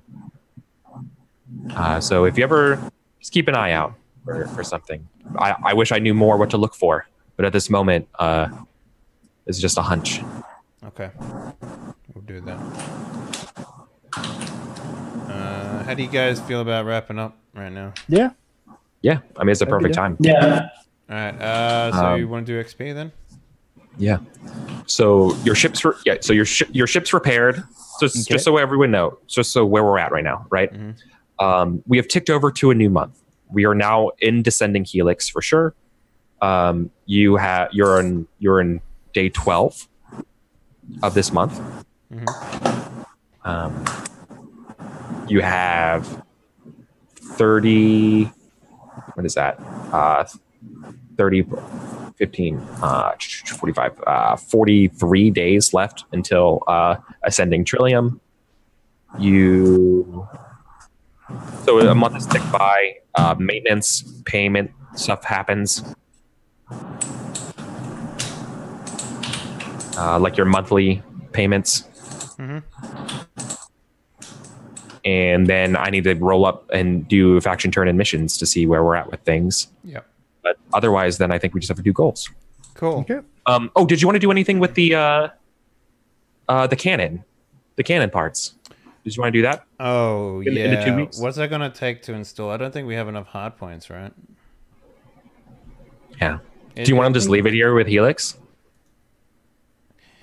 It won't be used. Like Helix can keep things for you here in that way, really? right? You probably have a supply place, right? Yeah. We don't have free mass available. We don't have any mass to put on. We need 5 mass to put this thing on, so it would literally be our only gun if we had it. So 100%. I mean, defensive thing. In other words, it's a defensive thing. You would remove all guns and you'd just be a defensive ship. Yeah. Well, for what it's worth, if your ship doesn't have guns, you might be able to go into places that. Oh wait, no, that's the gun and the thing that we pulled off were different, right? We had 2 things. We had the gun and we had the shield gen thing.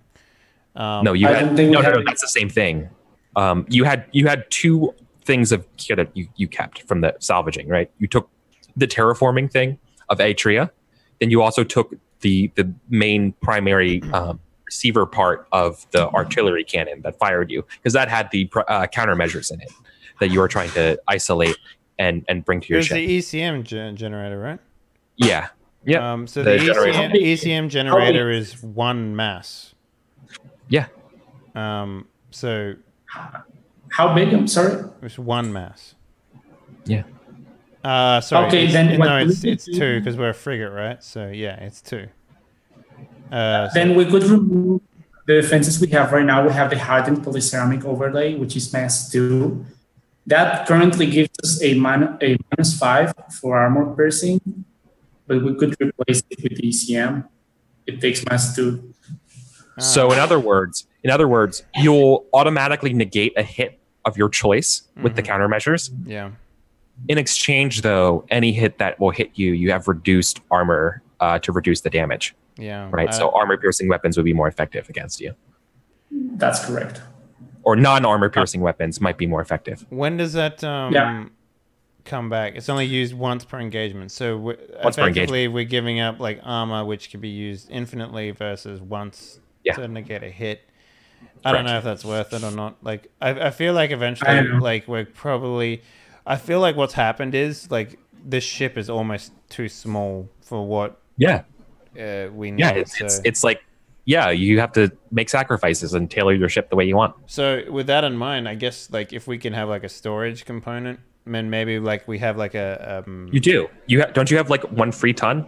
No, I mean like somewhere where we can like come back and be like, okay, we got this new ship now, let's outfit it and stuff like that, right? Yeah, if you're willing to pay, like you can keep one thing free there, right? But like anything else, you probably have to pay a certain rate. Okay. Right. The other thing is too that we can just sell it. It's worth 25. Or we could remove the plasma cannons and keep just one, and keep everything. We would have one less plasma cannon. Yeah. Do you want to dismantle a gun? I don't know. I mean, if anything, you'd get rid of the sand thrower, right? Yeah, but the sand thrower is only mass 1. It's only 1 mass. Oh, it is 2. Yeah. Well, I mean, 1 plasma cannon is worth 4 mass. So. So you could put. Wait, could you put like? You couldn't put multiple sandblasters on your ship. No, wait. Those 4 mass is adding up with both. Oh, that's both. Okay. All right. Yeah. Yeah. Okay. Let's think about it. Yeah. Yeah, we'll think about it. I know this isn't everyone's favorite part of the game, but this is one of my favorite parts. This is what Stars Without Number is. It's literally a numbers game, because at some point you kind of have to go like, well, I can't overlook this anymore. We have to talk about it. But yeah, let's talk about goals. I was told this game was without numbers. No. It's saying like there are so many numbers you can't count them. That's what that name means. Infinite numbers. Infinite numbers. Infinitely uncountable set. Yeah. So my goal, get paid. Real easy. Also, my second goal was explore space for humanity. Which, I don't know. I might have to change that, because I don't think that's ever gonna, make it like that's like a broad thing.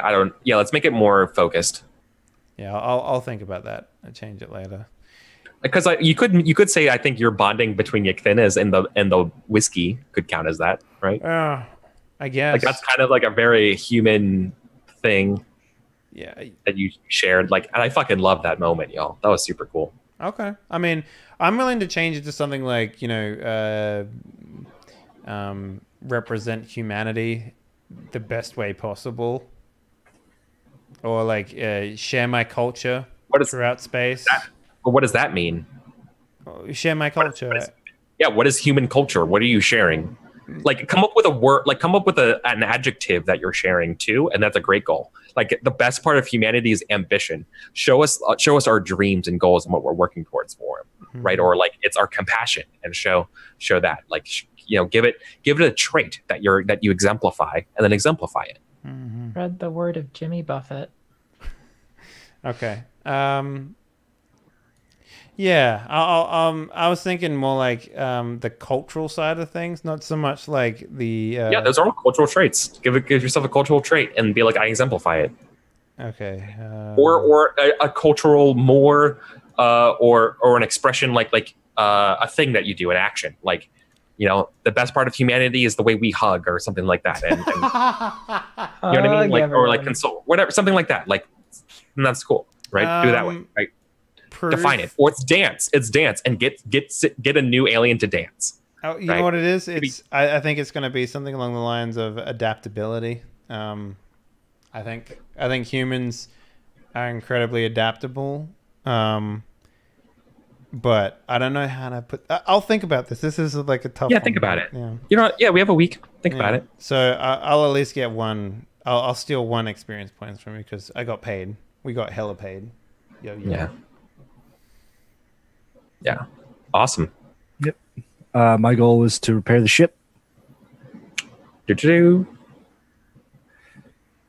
My Good shit. goal was to further investigate the sword tech, which I did. And I also did my secret goal. Yes. So you're probably leveling up. Oh, the next one is 12, right? Well, I think Kika's at least is level 3 now. That's what I'm saying. Right. No, I'm at 9 right now. 9. Yeah. So she was already 3 last session. So. Oh, you already were 3 from last session. Wait, but was your secret goal your long-term goal? No, that was my 2 experience goal. Oh yeah. Okay, that's what I thought. Midterm goal. Midterm. Yep. Yeah. Okay, so my first goal was to repair the ship. We did that. Yep. And then the second goal I wrote was strike a deal with our solar that furthers my end goal. I'm not sure if I did that or if we did that. What was your goal?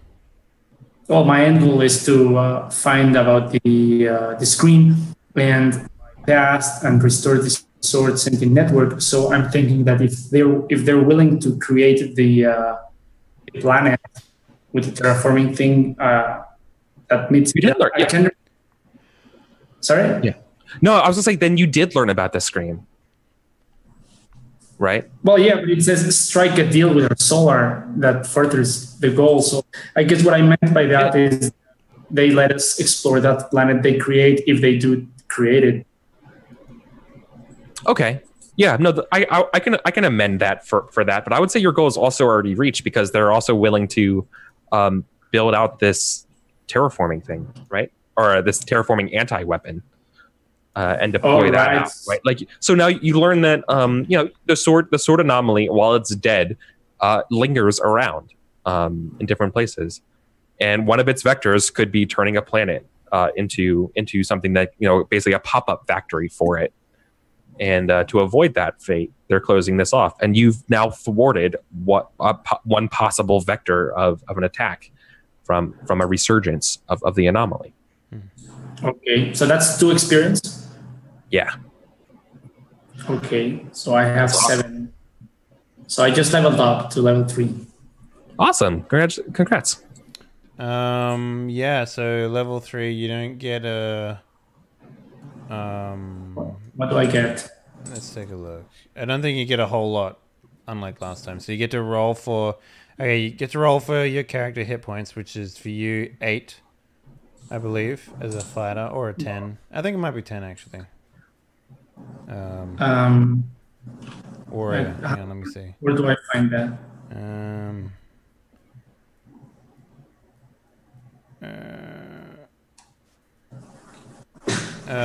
Is that page 18? Wait, what? No, I don't even know where I'm looking at.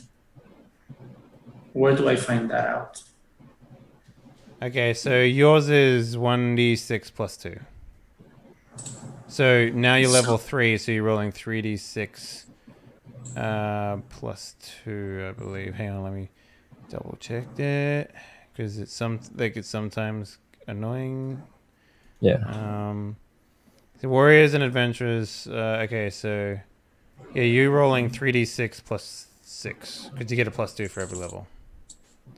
Okay, I'm rolling. And if you get higher than your current HP, that's your new HP. If you get lower, then it doesn't change. I have 15. So I hope you get higher than 15. You know what? The Wi-Fi here, I don't know why, but my desktop lost connection, so I can't roll. Okay. Do you want me to roll for you?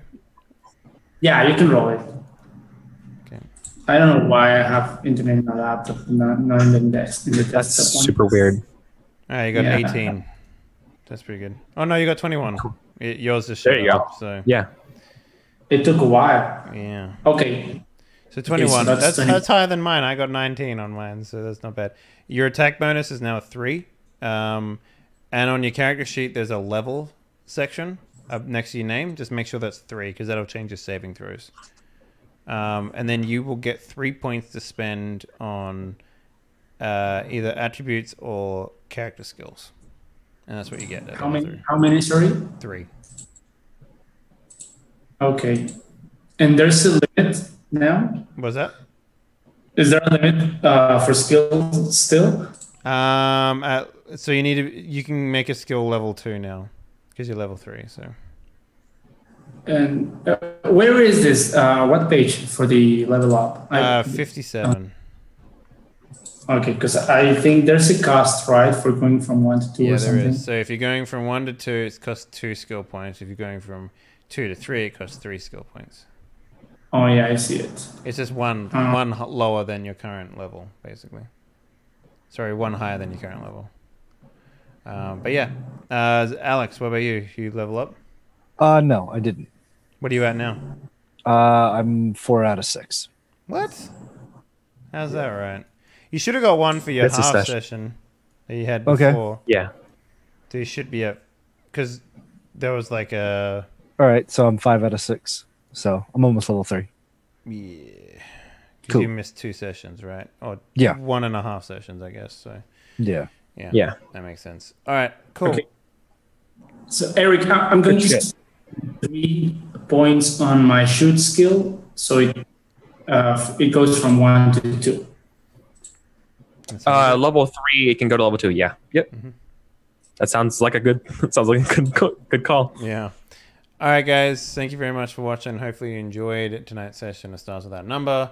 You can find all the archives over on the YouTube channel, but let's go around and shout out everyone real quick. So Derek, where can people find you? People can find me on Twitter at Elven Tower, also at elventower.com, where I have a repository of almost 200 fantasy adventure maps and a lot of cartography for fantasy games like Dungeons and Dragons, Pathfinder, and similar. Nice. Zippy, where can people find you? You can find me here on Twitch at zippy_zippo. I do a lot of variety games, and I also bounce around Twitch doing a bunch of other tabletop RPG games. Nice. Kika, where can people find you? I think Kika might have lost. Hang on, let me try. Kika's actually a robot. You can find me at Kika. That's Kika. I'm also a doctor and a surgeon and a musician and a pianist and everything. So yeah.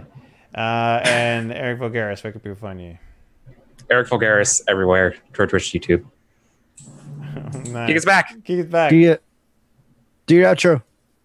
Yo, you can find me here on Twitch at twitch.tv/Kiki. That's twitch.tv/KKK, and on Twitter at twitter.com/KikiBL. See, it sounded exactly the same. See, I did that, and it sounded, I would say better than yours, actually. Wow. Sounds so much better. Anyways, Henley guys, did do a pretty good job. thank you very much for watching. Hopefully you enjoyed it. If you did, why not?